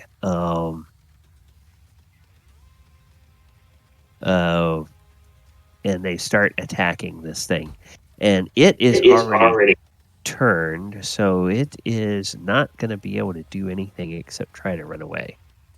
So and I believe that as it's running away, it does more damage to it. Creature sustains 2 points of damage if it does nothing but attempt to flee or fend off the insects during the time. Suffers 4 points per round otherwise. If the insects are ignored, the victim fights with a -2 penalty to his attack roll and +2 penalty to armor class. If it attempts to cast a spell, initiative roll, blah, blah, blah, blah, blah. Insects disperse if the victim enters thick smoke or hot flames. Besides being driven off by smoke, the swarm might possibly be outrun or evaded by plunging into a sufficient body of water. But nope, he's got no thoughts of that. So he just takes the damage at the moment. All right. Wolf plague. So Min, a bunch of biting, stinging, buzzing, flying insects erupt around this thing and just begin stinging and biting the snot out of it. And Ares over there kind of looks and just is nodding, self-satisfied. Okay. And on top of that, I'm going to move out of the way in case it moves closer. I don't want to be in its aura. Okay. All right. So it's going to move to here while it's happening. Okay. All right. And Min, you are up. I take the javelin that I pulled out earlier, and I try to thrust it into this one. Okay. Boing. Boing. Hey. Oh, sorry. I hit the wrong one. Sorry. This is Dirk. There we go. Yep, that misses. And,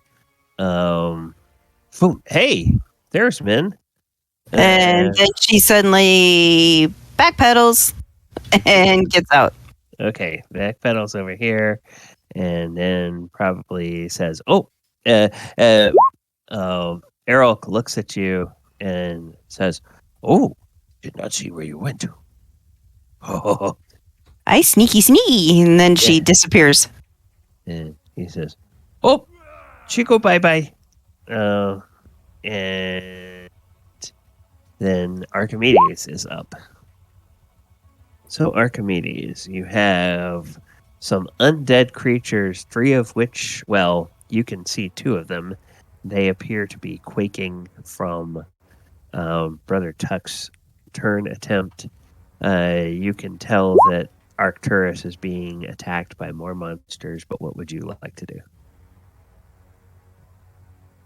I'd like to just move there and go ahead and try to, if I can, hit that one there with a Yeah, sure. couple of arrows.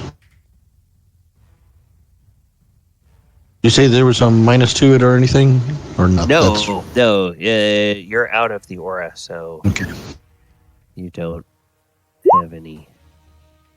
AC of 8. Unfortunately, that misses. Anything else? Oh, you get 2 shots. AC of 4 will hit. Perfect. So Let's go with this one. 7 damage.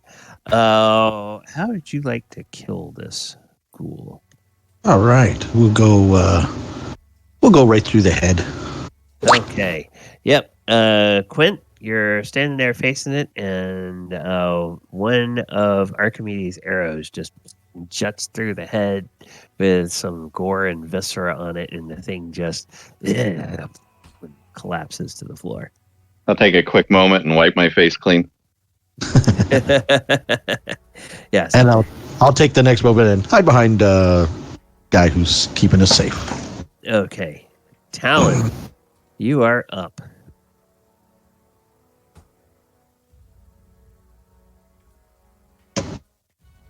Well, it looks like I may have line of sight to this one. Barely. Yeah, probably. You can. Yeah, you probably have. Yeah, you have line of sight to that square. You have line of sight to all 3 of these squares, actually. Yeah, I'm just going to go for this one and use my sling. Okay, now with a sling, you're trying to go through Arcturus. If you're trying to use a physical range weapon on any of those, I am going to give them a bonus for hide bonus on their armor or cover. class.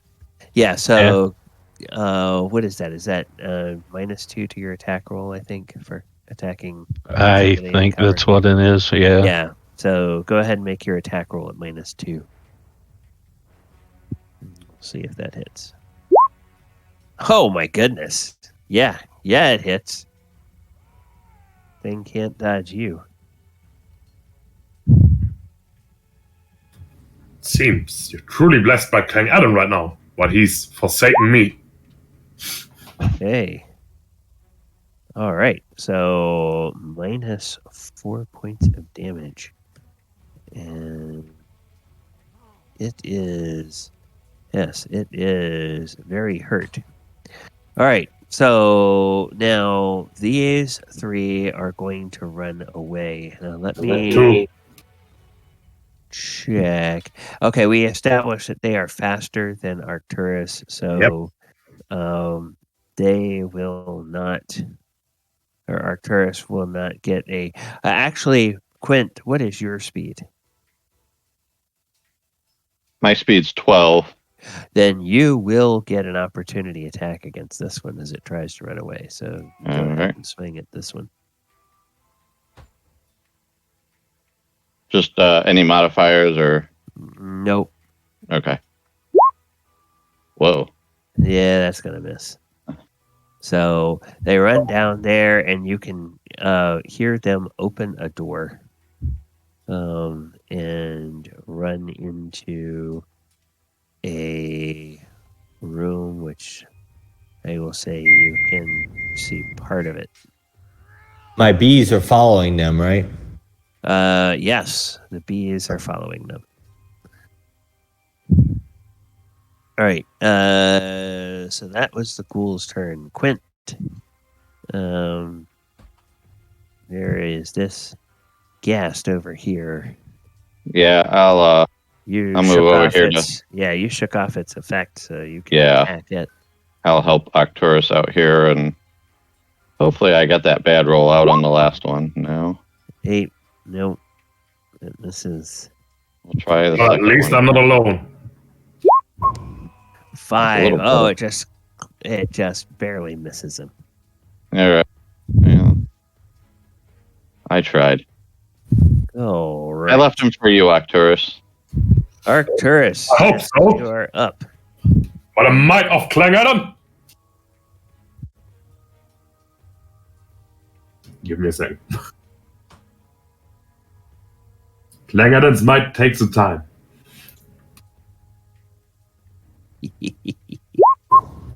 Oh, And that's gonna very, miss. very fickle.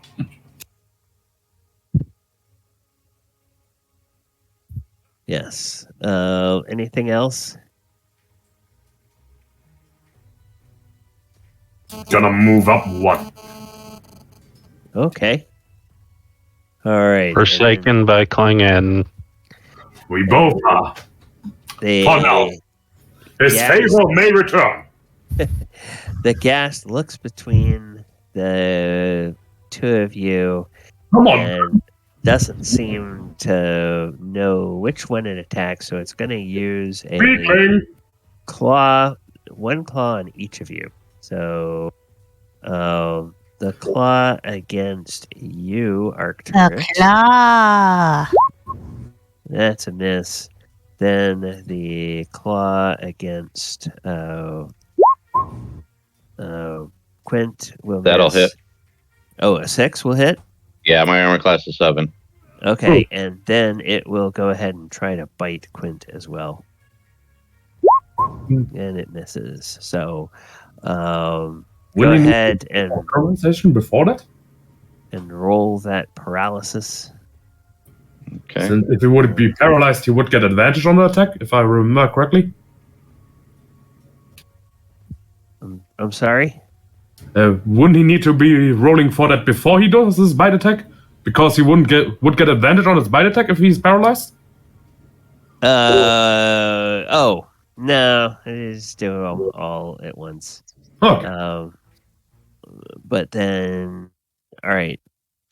So you succeed anyway, and the only thing is that you will take some damage from the claw, which is 3 points of damage from the claw. Okay. That's more than 2 of his claws has done on me! Yes. Well, good for you. And then, it's good for us both. Yes. Brother Tuck will... Keep your work up, Brother Tuck. You're doing great. Yes, we'll stand here, and he's going to look at his spells, and he will say, If he uses a spell, he's not turning anymore. oh, that's right. So that's a no-no. Yep, so he just says, oh, be blessed in the name of St. Cuthbert. Oh, please kill it. Kill it quickly. Doing my best here. And Ares, you are up. I was thinking about just going ahead and running in there. So do I need a poison save? Yes, if you run in there and you get inside this aura, go ahead and make a saving throw versus poison. All right. Oh, yes. So you can attack normally and with no penalties. Yes, I finally get to use my dagger.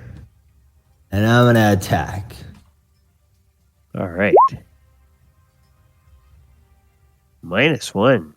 Well, actually, now that you attack with it, as you swing it, you kind of almost feel the dagger pulling your hand toward the target, because it, in fact, is a dagger +1. So it has a +1 magical bonus on it. So go ahead and roll the damage, and then we'll add +1 to it, and then we'll update on your character sheet.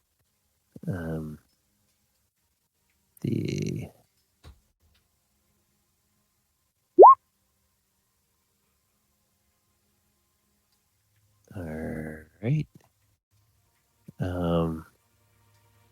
Oh no, that's attack again. So I'm going to roll the so the attack adjustment here is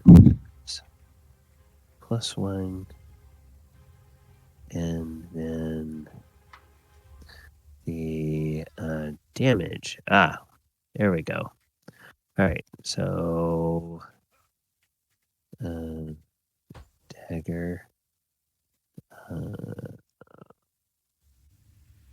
and damage adjustment is +1, and damage is 1d4, and then 1d4, I think. So then we'll just.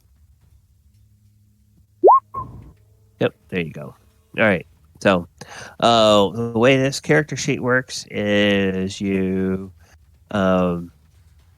it's got two different tables. One table is for the attacks, the other table is for the damage.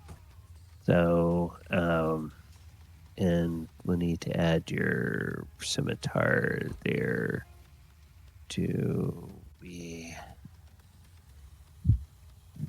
What is a scimitar? Is it 1d6? I don't think so. Isn't it just a normal sword? Just looking differently? No, I think it's regular. Okay, so it's 1d8. All right, so. Huh. All right. Okay, so there we go. And then we do 4 damage. All right, so you successfully hit that ghast. All right, anything else, Ares? No, that's it. Okay, Min, anything that you would like to do? Nope. Okay, Archimedes.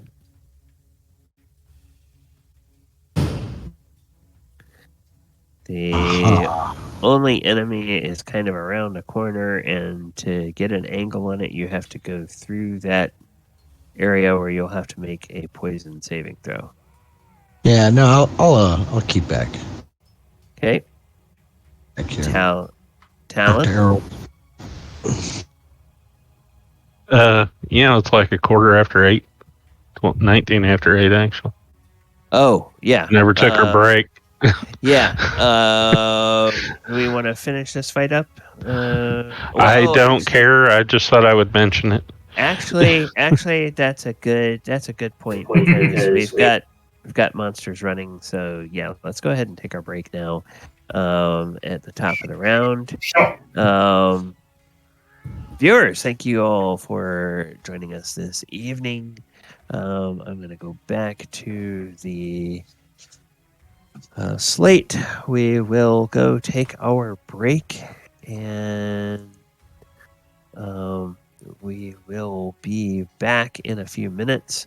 I am going to put the music on. I will mute myself. You guys can stay here and chat, or you can move to the off-stream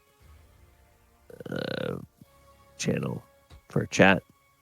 And I will mute myself so they don't hear my microphone clattering when I take my headset off.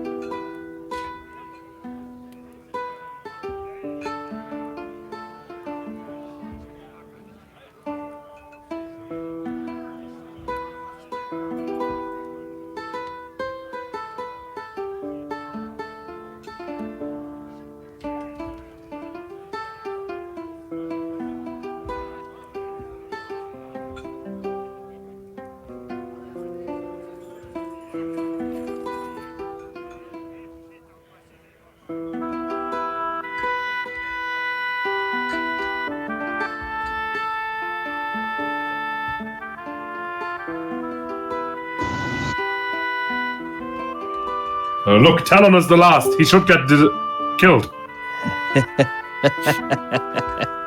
Quick, before he remembers or notices. You have the power to smite him, Clegg.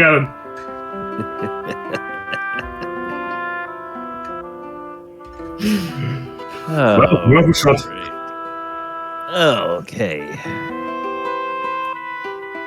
Got a few seconds left.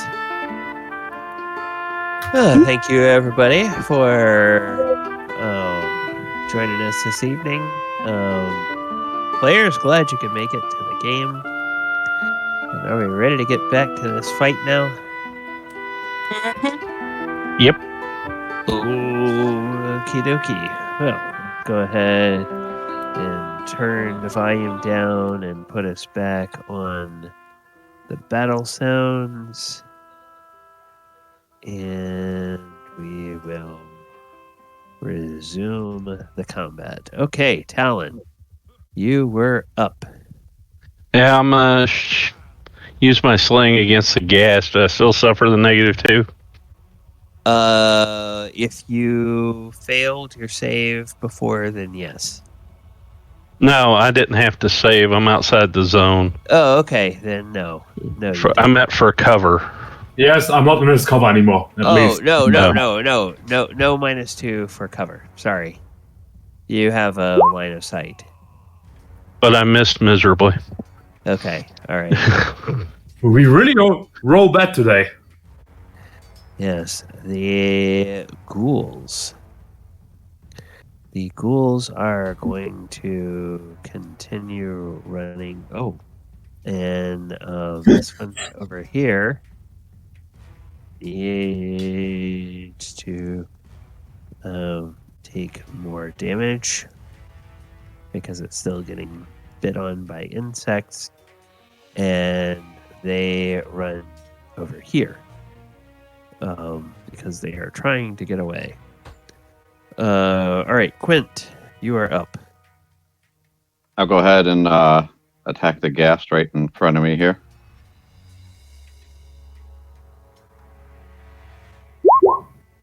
Oh, yeah, that'll hit. That one got him. I needed a little rest here to get my rolls back, I guess. Yes. Apparently so. 15 points of damage. My goodness. That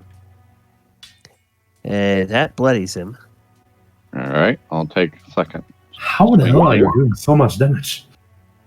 Well, it's that belt of giant strength. That belt of giant strength gives a tremendous bonus to damage. +3 to hit, +8 damage. Yeah. For Christ's sake, I need such a belt too. Yeah. It's a. Clang Adam! But you have Clang Adam, you don't need the belt.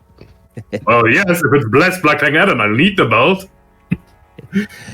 All right, Arcturus. This thing looks very, very bloodied. It's got a huge gash across its chest, and you can see some of its ribs because the skin is flayed open from Quint's sword.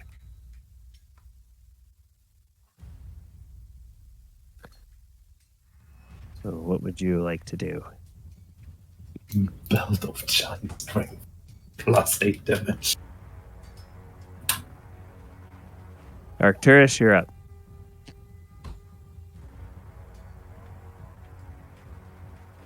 Hey, Arcturus.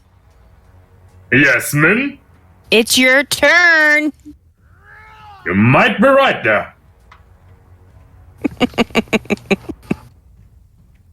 Clang Adam? Oh, all right. It's not here to hear me. Yes. It is not. You like shit. Oh! That's my move. He has abandoned you. And not yet! Clang Adam will never abandon me. The ghast turns towards Quint, partly because he's easier to hit, partly because he keeps hurting him. Yeah. And he is determined to get some retribution. So, It's Not that one. AC of 12, AC of 9, and then the bite. Yeah, that AC one of got 0. Okay, so deals 4 points of damage with a bite. And do I need to make a save on that one? Nope. Oh, okay. There's no save against the bite. It doesn't right. have any effect other than just hit points. Okay. All right. And then Brother Tuck.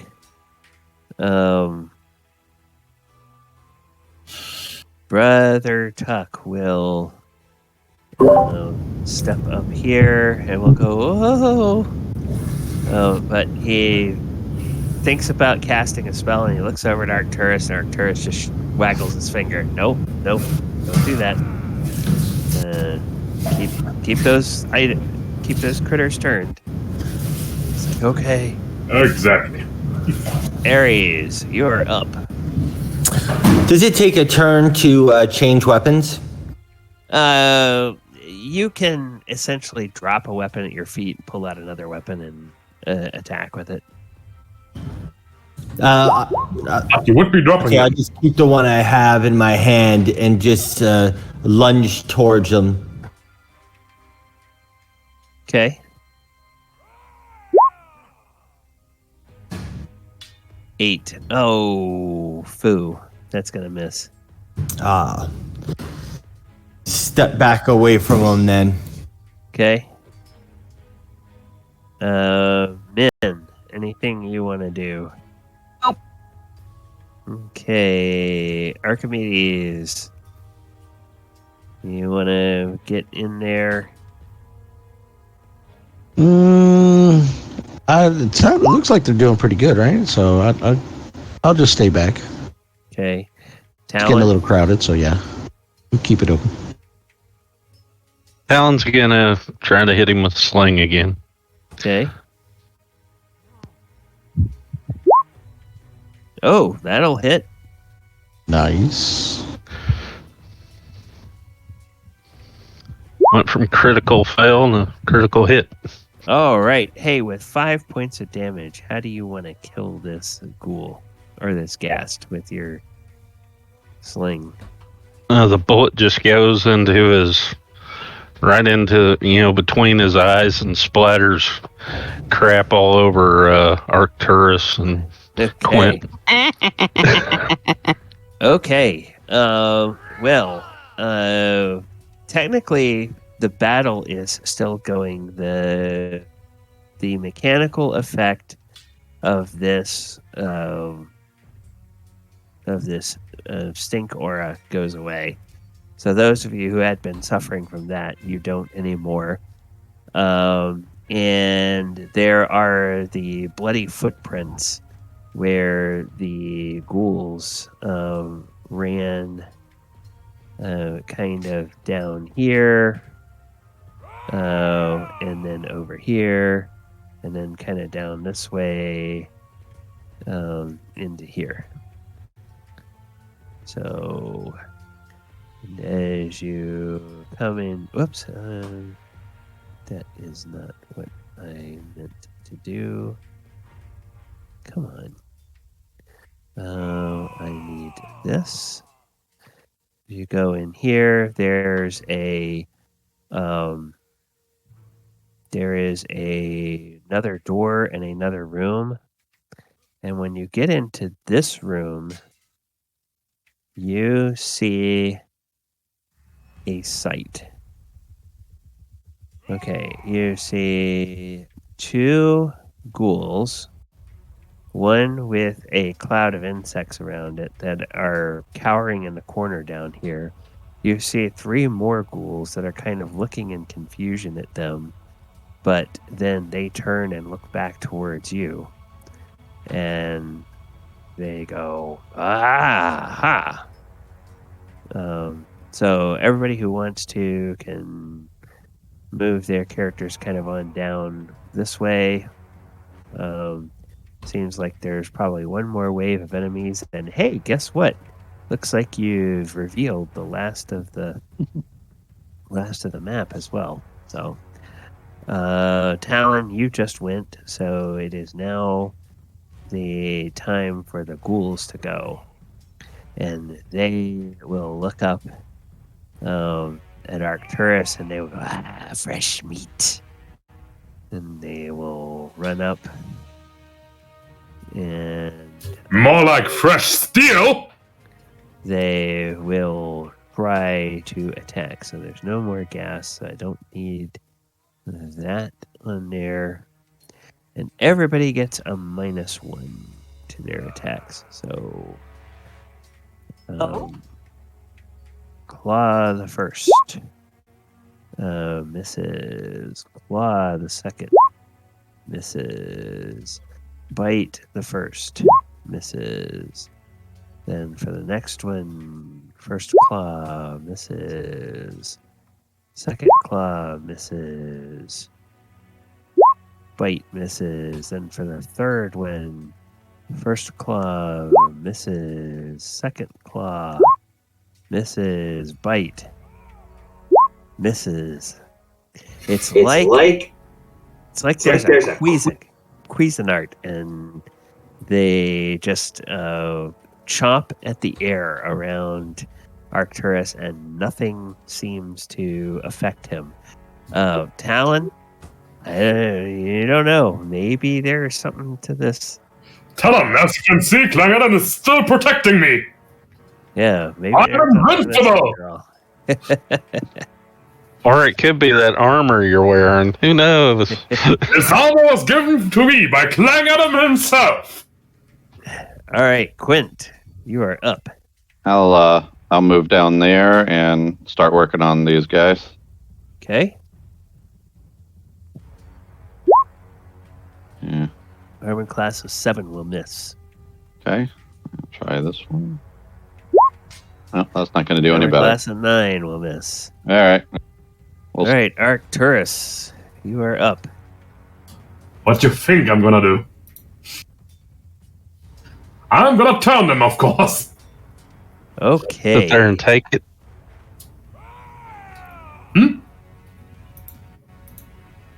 So you're gonna make the turn attempt. Yes. And you turn as a level 2 priest. Yes. Ooh, 19. Okay, well, they all... Turn away from the light of Clangadan, you foul beasts! Yes, they all quake. And they are very, very scared, Quint, it should be easy for you to take them off now. Okay, Look at this, Talon! My god is turning them away from me! the ghast is no longer a thing, so we skip to Brother Tuck. And Brother Tuck will run down here and see these, and he will shout to everybody, yes, they are all turned. They will not fight back. Just attack them, slay them, kill them. Do what you can, and we are going to go through the rest of this round, and then we're going to narrate what happens after that. So, Ares, you are up. What would you like? All right, I'm going to run back in there and give it my best. If I hit this time...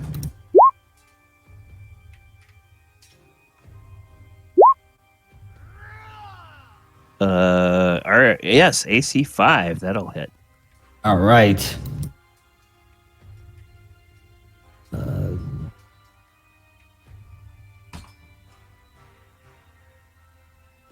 I have to type in the Nope. +1? No, it's already figured into the see over there where the damage adjustment, I already have the +1 in there, so you should just be able to hit that thing. Yep, 5. All right. So finally got to use this. yes, 5 points of damage. All right. And Min, last but not least. Okay, so all of the things that can do the stink aura are gone, and they're just all kind of running away as long as the two holy people keep focused on them. Yeah, no, armor class 11. That's gonna miss. All right. Well,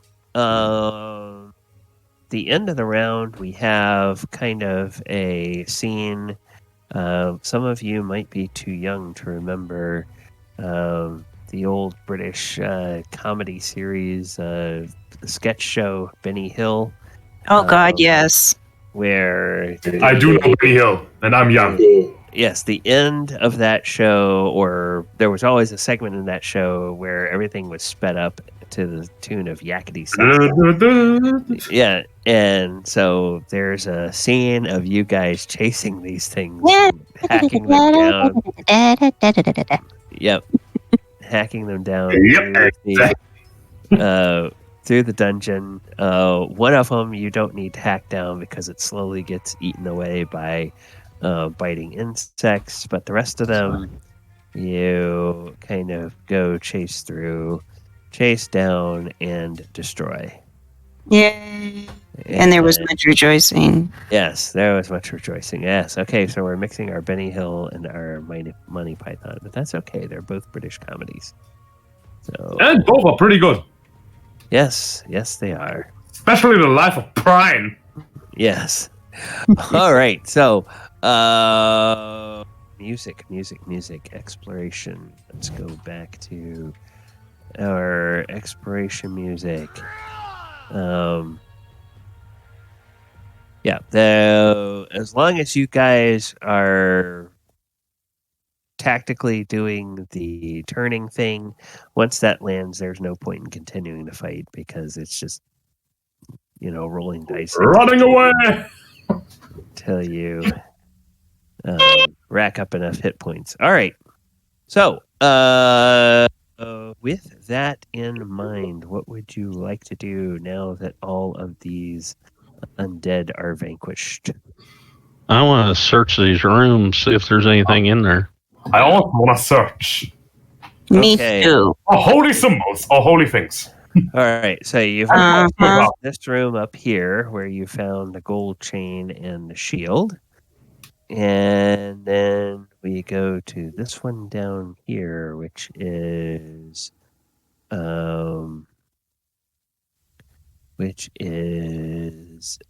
this.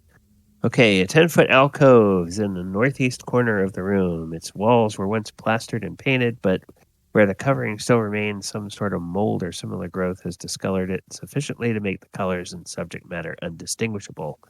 Bones are heaped in a pile in the alcove, and a disgusting odor lingers about the place. Torn cloth and old cushions are piled into formed two tangled nests of bedding near the south door. A large iron-bound chest with a heavy padlock stands in the southeast corner. So that is this room here. Hell of bones. I want to check out this padlocked chest over here.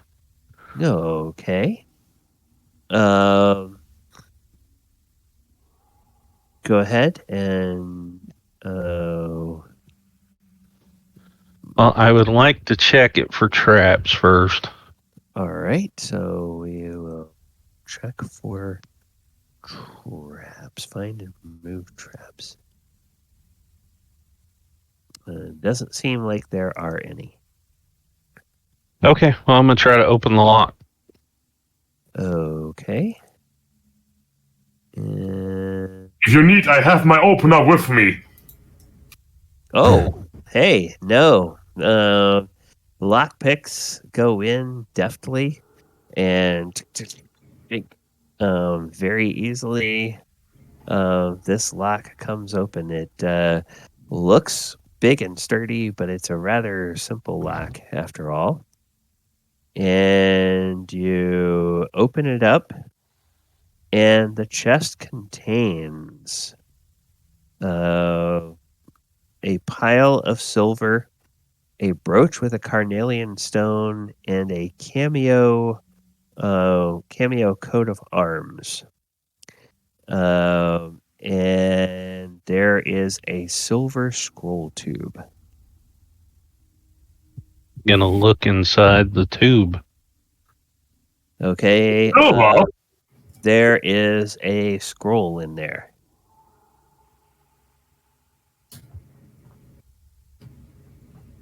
Please be holy. Okay. Can I read it, or is it in some language I do not recognize?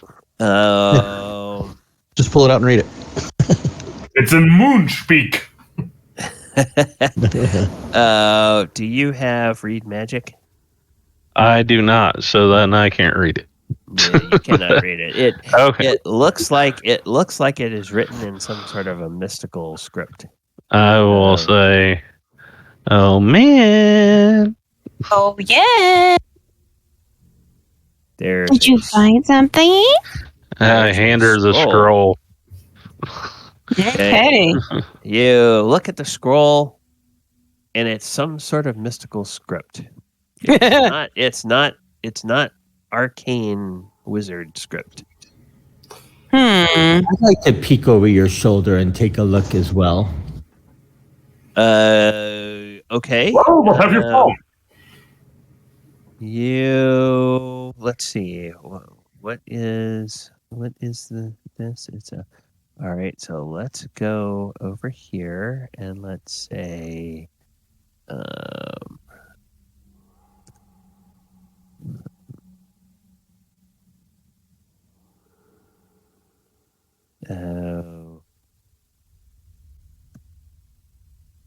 let's do this. All right. That is.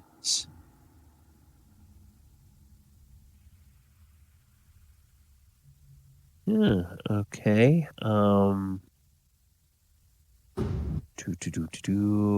Let me go to this one. There we go.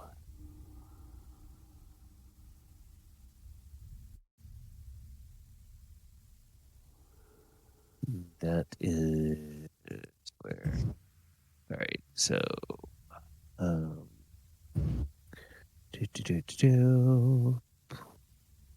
spells.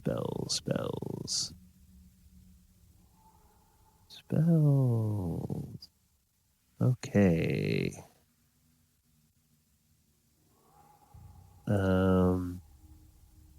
Let's see. Don't know if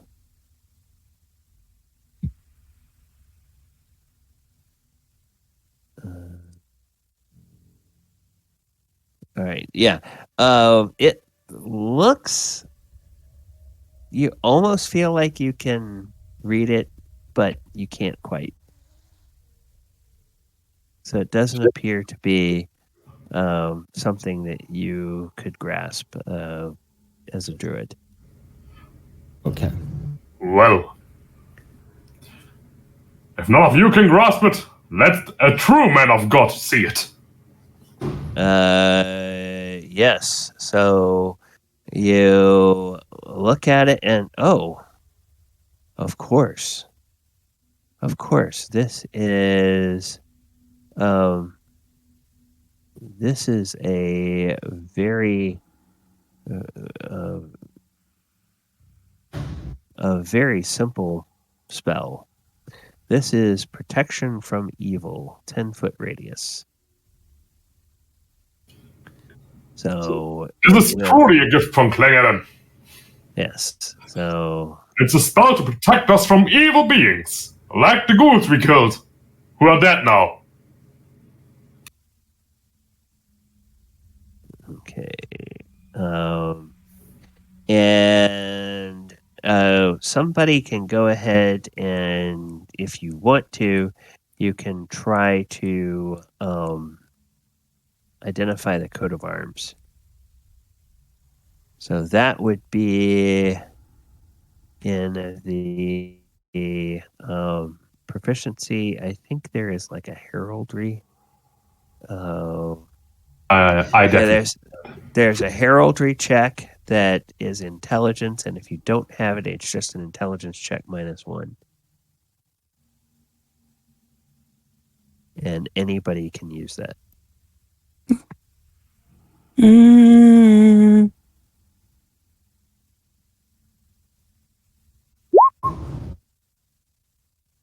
Talon, nope, doesn't look familiar. Oh. No, Quint. You said intelligence +1? -1. +1. Yes, Min and Archimedes. Not surprising that the two people, well, the one person that has their nose in books all the time, and the other person who is always trying to suck up to people with money. Yeah, that's it. Go where the money's at. Go where the money's at. They both recognize that this is the coat of arms of Voluna, ordered by the Knight of the Heart, and it's quite valuable. And while you guys are identifying that, somebody counts out the pile of silver coins, and it's 611 silver pieces. So there's 611 silver pieces. The brooch with the cameo coat of arms, and you appraise that at around 800 gold. And then the scroll with protection from evil, 10-foot radius, and the scroll tube itself is worth about 35 gold pieces. Nice. So that is all that is in the chest. What about in the bones? If we kick those around? Yeah, there's doesn't appear to be anything All right. In there. Nothing more of value in here. Okay. Not in that room. Now, as you go to the room to the south, the stench of ghouls lies heavily here as well. Parts of rotting tapestry still adorn the east and west walls. A battered table and 2 stools occupy the center of the room. Mounds of cloth line the walls, apparently beds for the occupants. A water barrel is near the south door, and a full sack rests near the north door. Full sack. Check out the full sack. Okay.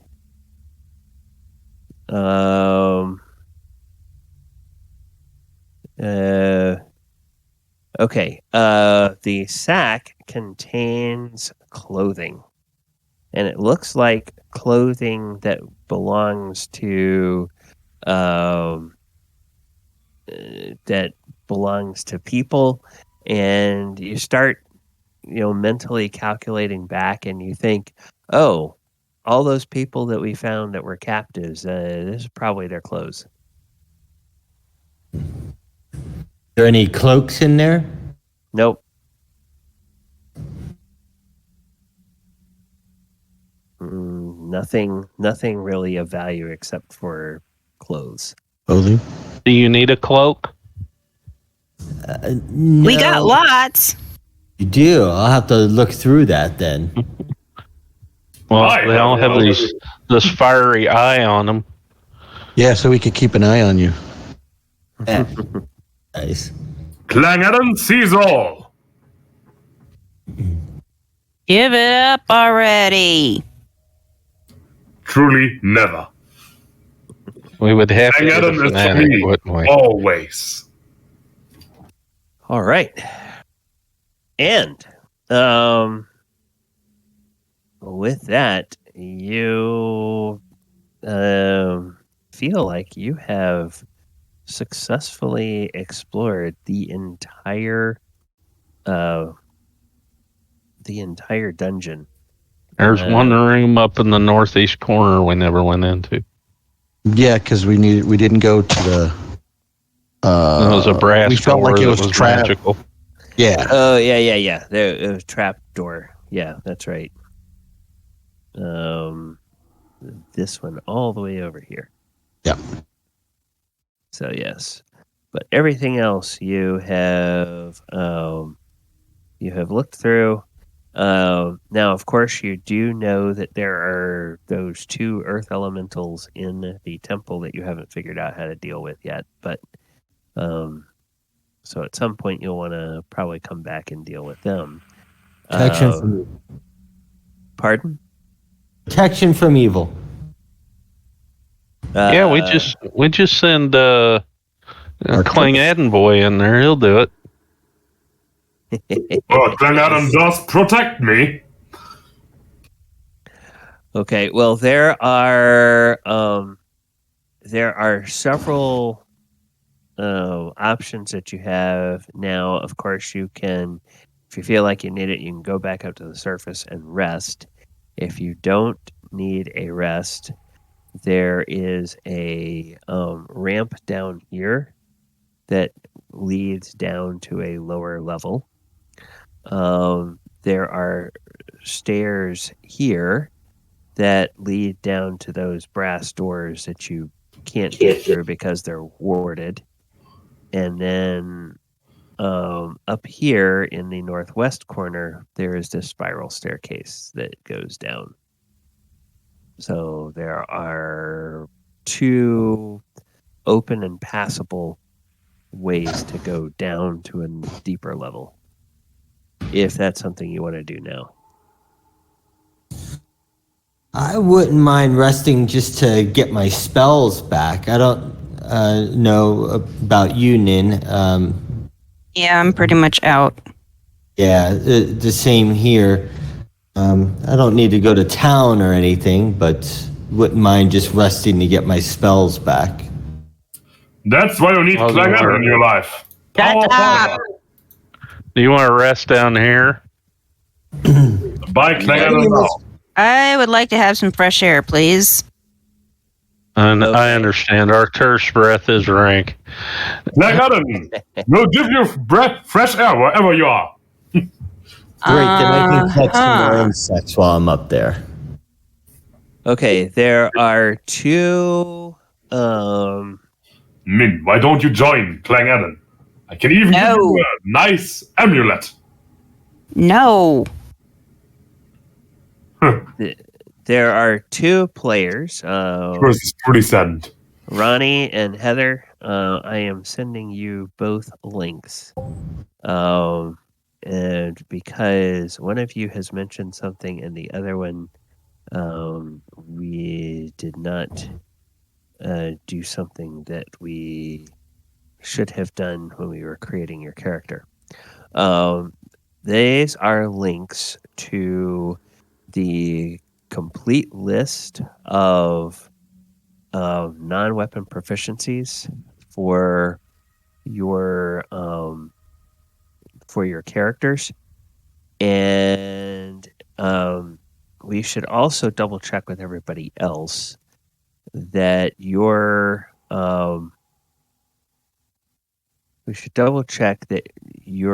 non-weapon proficiencies are up to date. So what I want to do is I want to verify by your class and level how many non-weapon proficiencies you have, and if we owe you some more. So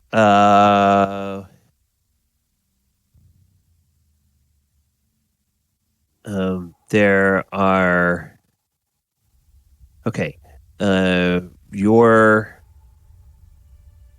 I think we have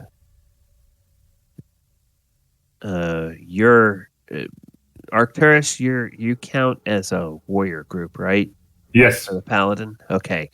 So you probably have 3 non-weapon proficiencies, and you're supposed to get a 4th one at 3rd level. So do you have you gotten a 4th one yet? I'm not sure. Give me a second. Okay. Min, you're supposed to have 4 non-weapon proficiencies, and you should get a 5th one at 3rd level. Yeah, I'm owed a 5th one. No, I do not. Okay. All right. And Ron, you are a priest, or your character counts as a priest. You are owed 4 non-weapon proficiencies, and you get a 5th one at 3rd level. And then Talon and Archimedes. I guess, and Quint, you would fall in the fighter category as well. So you should probably get a 4th one at 4th level. Then Talon and Archimedes, you are rogues classes, so you get 3 non-weapon proficiencies, and you get a 4th one at 4th level. So I think everybody is probably needs either 4 or 5. So, Ron, the way you use this table is as a priest, you can go and pick non-weapon proficiencies either from the general list, which is at the top, or from the priest list, which is below that. And then you can pick a total of, what do we say, 5 of those because of your level. And then you now notice that some of them count as 2 slots instead of 1 slot. So you have essentially 5 slots that you can fill those in, or 5 points. And if you choose one that's 2, then you have to use 2 points. But those can then be added to your non-weapon proficiency tab, and then you can use those for checks on certain things. It's kind of like, this was kind of like the 2nd edition forerunner of skills that are used in later editions of the game. But it's a much more detailed skill list than we have in 5th edition. Okay. So you can, all classes have access to the general, and only priests have access to the priest. Clerics and druids, I should say, have access to the priest. So start looking through those. If there's any you have questions about, I can help you look at those and figure out what they might be. And then you had mentioned that you wanted to swap one out. So first of all, you want to find a new one from the wizard, or from the wizard category, which is all the way at the bottom, or from the general category, and add that one, and then pick one of your current ones and swap it out. And then every time you gain a level, if there's another one that you think you probably didn't think through, or didn't maybe want to rethink, then we can swap one out every level. Okay. But again, note that a lot of the wizard ones require 2 and sometimes even 3 slots, so some of them get pretty expensive. Yeah.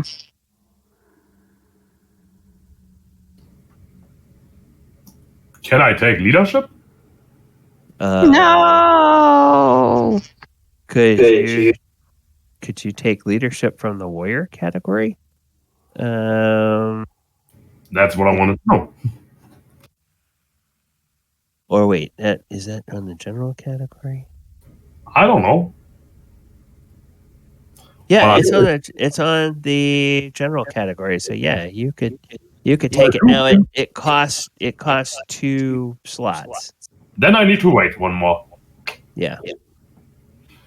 Or the other option is, if there's one of your current proficiencies that you've never used and you don't think you ever will use, you could swap it out.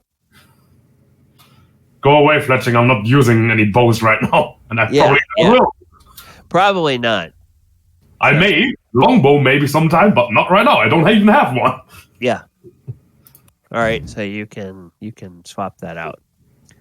How do I delete one? Let's go to your. Okay, you found it. Yep, it was the modifier at the bottom right. Good, I got leadership now. All right. So I take hiding. Will that help with my move silently or hide in shadows?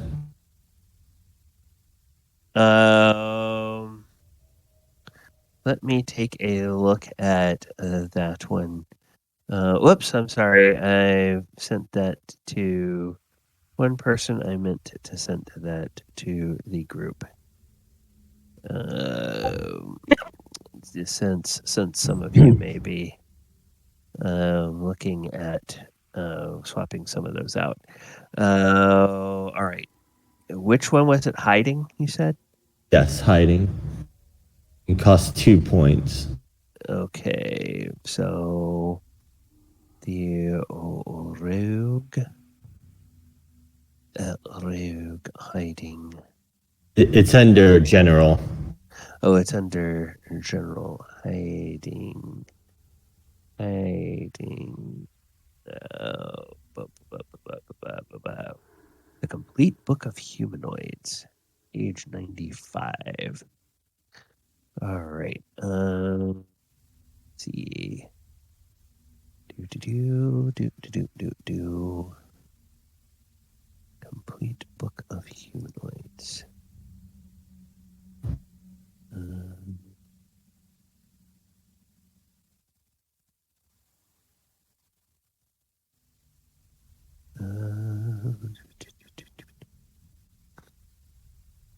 All right. Page 95.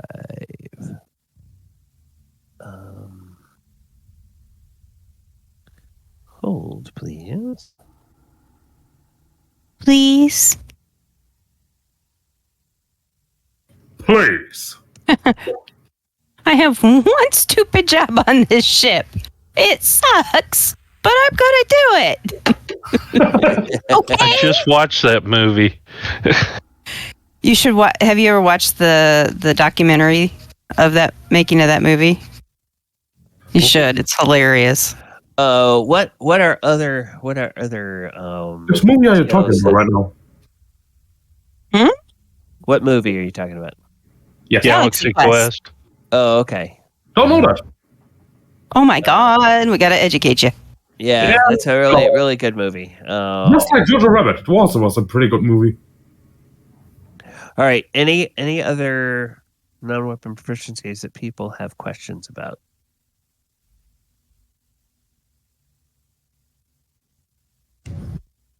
Did you figure out if that one would work or not for moving?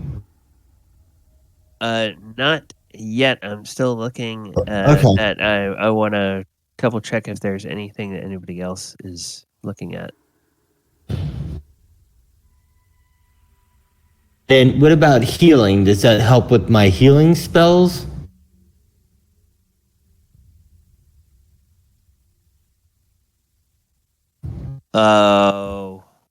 What, hiding? Oh, healing. Healing.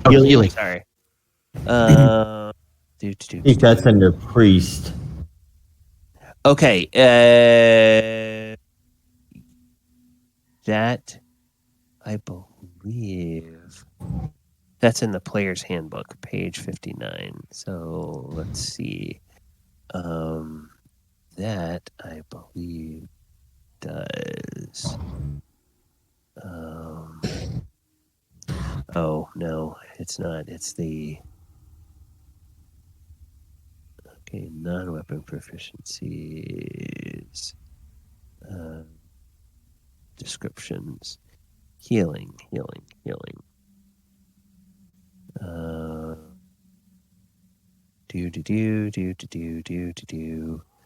Etiquette, fire building, forgery.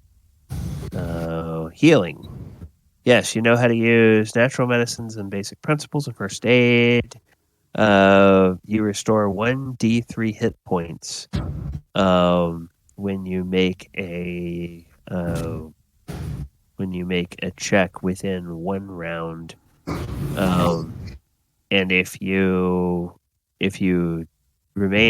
if somebody who's wounded remains under the care of someone with healing proficiency, recover lost hit points at the rate of 1 per day, even when traveling or engaging in non-strenuous activity.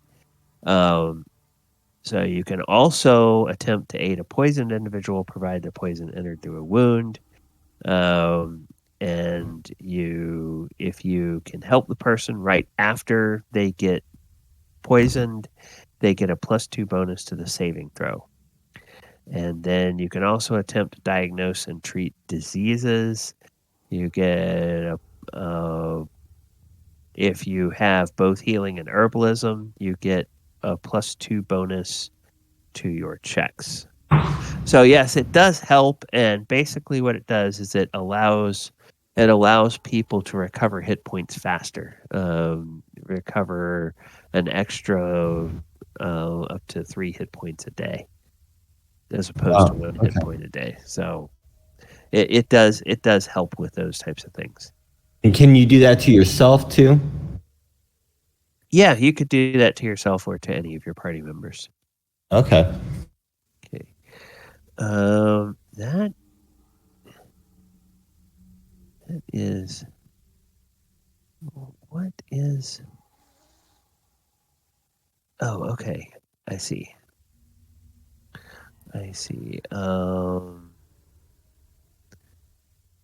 Come on.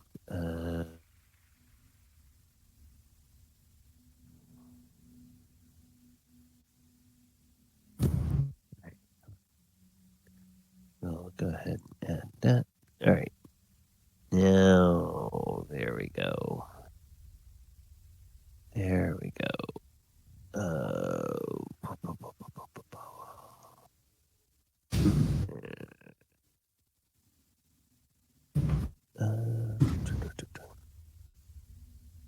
Yes. There we go.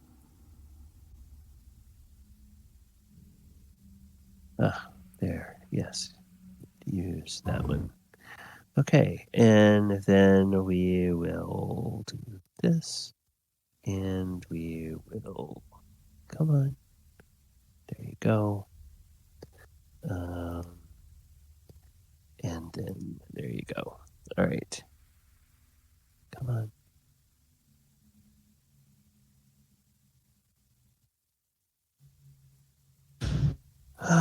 Okay. Page. What did we say? We said, oh, come on, you stupid thing.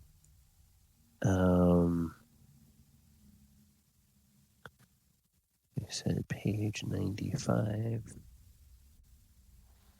I think.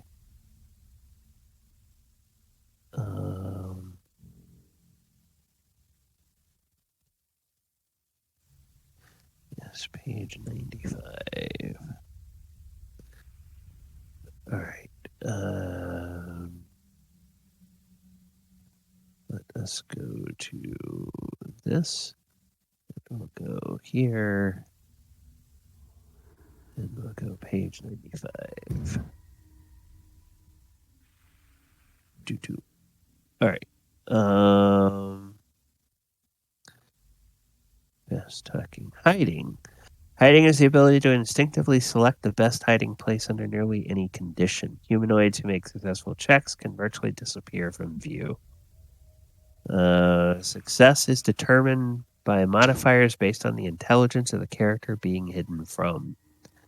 Proficiency operates independently of any natural camouflage or hiding ability the humanoid might already have. So basically, by adding this, it just means that if someone is trying to detect you, they will get modifiers if you have this skill. It does not make you any more quiet when you're trying to move. Okay. All right. Thank you. Sure. Yeah. So it's presuming getting someplace and just staying still and hiding.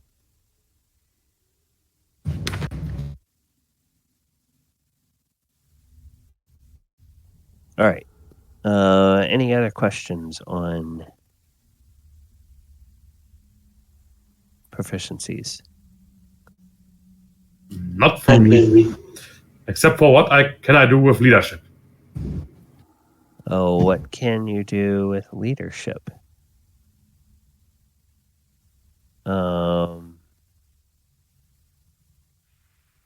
What the hell is that source? I've never heard of that source before, I don't think.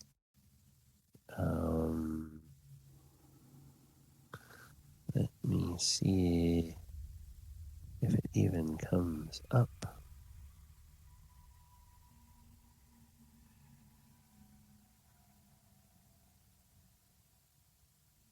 Huh. Okay.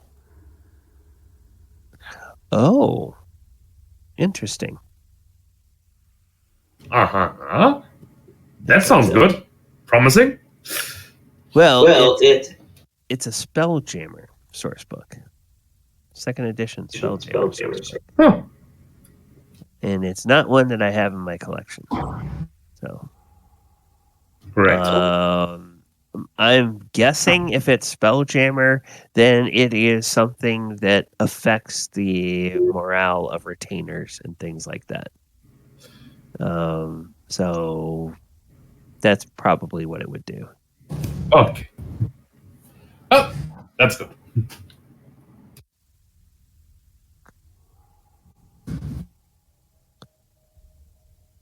Fits the character.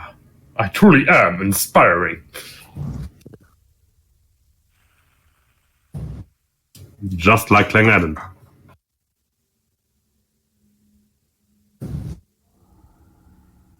Alright, so let's see.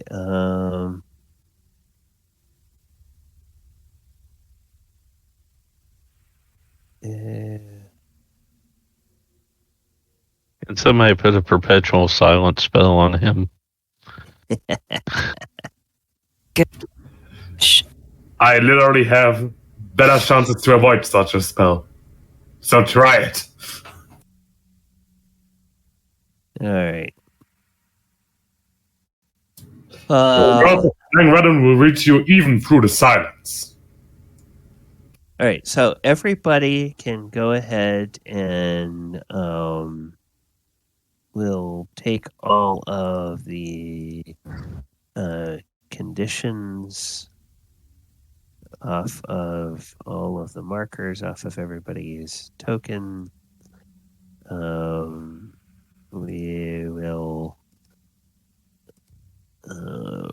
you can put yourself back to full hit points, saying that we have gone up to the surface and rested. You can recover all of your spell slots so that you have all of your spells available. Let's see. So we have Min. We have Brother Tuck.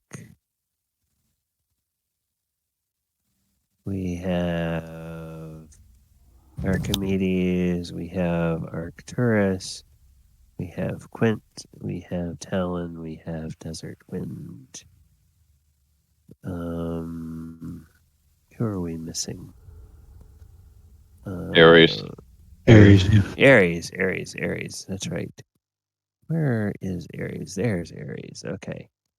All right. So, you guys are all here, all together. You're all healed up. And then the question is, in the last few minutes, I heard most people say they didn't think that they were ready to head off to town again. But is a consensus after you've rested, you want to head down to the next level? And if so, do you want to head down by the ramp at the bottom of the map or by the little spiral staircase at the top of the map? I would probably go for the ramp. More space for everyone. I think the stairs is the better option. Maybe. Oh, on that rest, did we level? Or is it just a rest? Oh, well, if That's the depending whole on part about going to town, right? Is if you go to town, then we can level.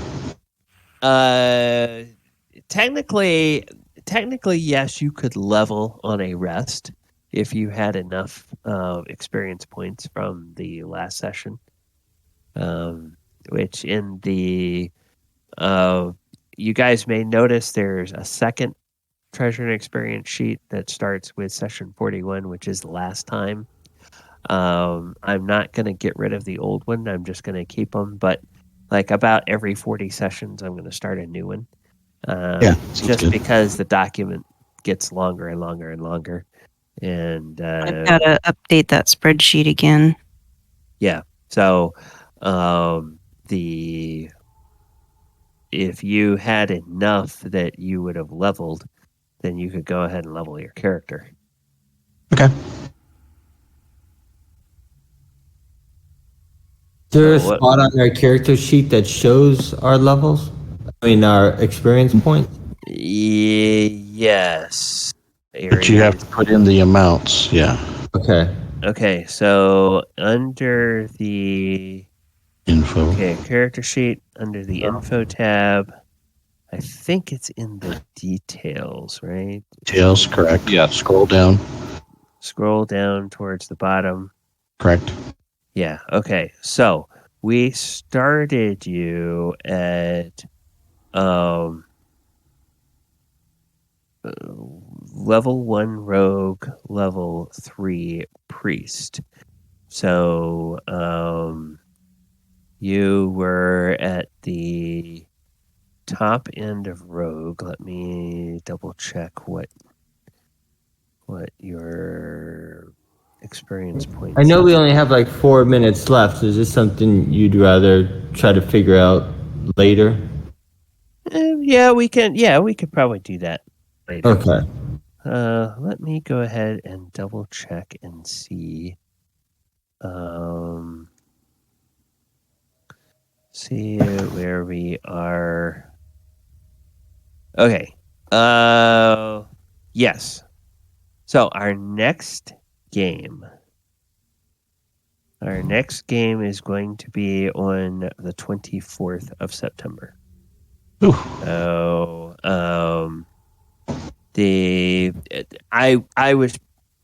it has felt like in the last 2 months, it has felt like there's been a lot of disruptions, especially in the midweek game.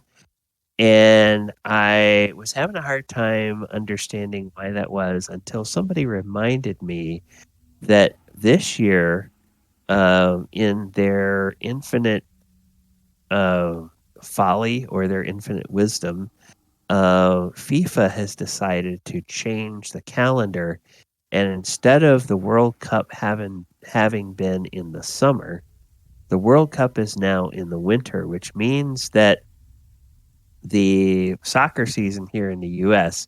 is having to get squeezed at the back end, and everybody's having to play a bunch of games so that they can finish the season and finish the playoffs before the World Cup begins in November. So that's why we've been having so many disruptions, at least in the midweek game. But is that also because of where it's at? Is it in Dubai or? It's in Qatar, yeah. In Qatar. Yeah. And is that I think their warmer season or whatever? Well, it's actually their cooler season. They're cooler. Okay, yes. Yeah, because normally they would be playing like in June and July, which would just be boiling hot. Right. In the middle of the desert. So yeah. Yeah. That's what I thought. Yeah. They're playing there, but it's normally they play it in some place that's not like that. So anyway,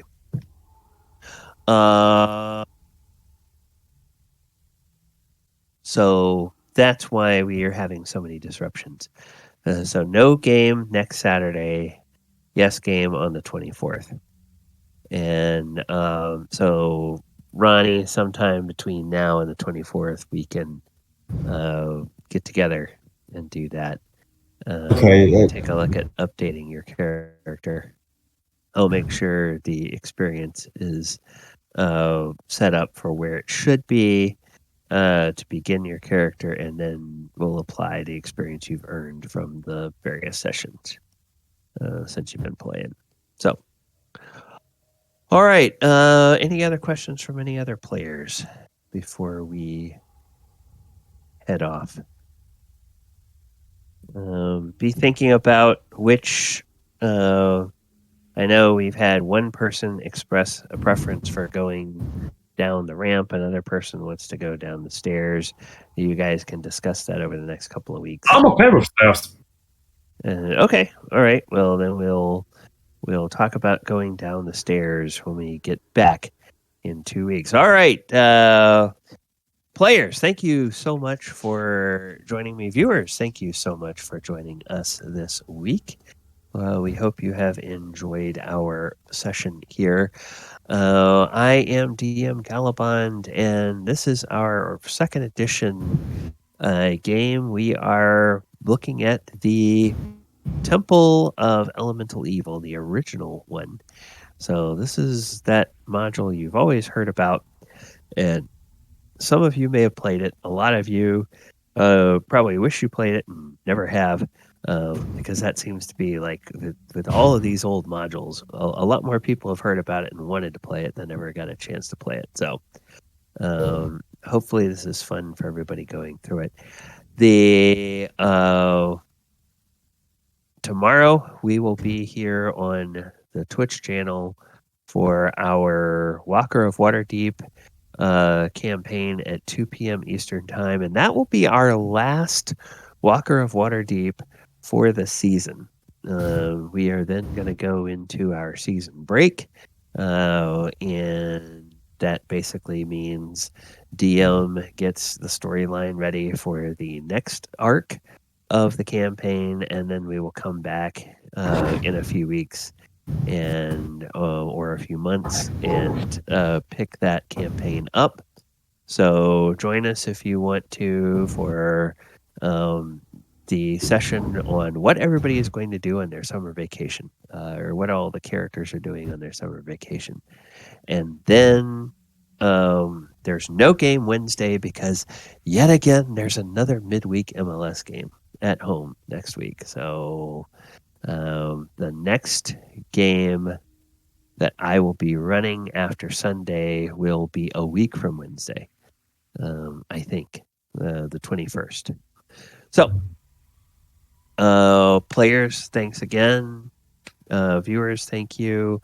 Players, anything you want to announce that you want people to know about before we are back here in 2 weeks? All right. Well, thank you very much. Take care, everybody, and good night. Good night.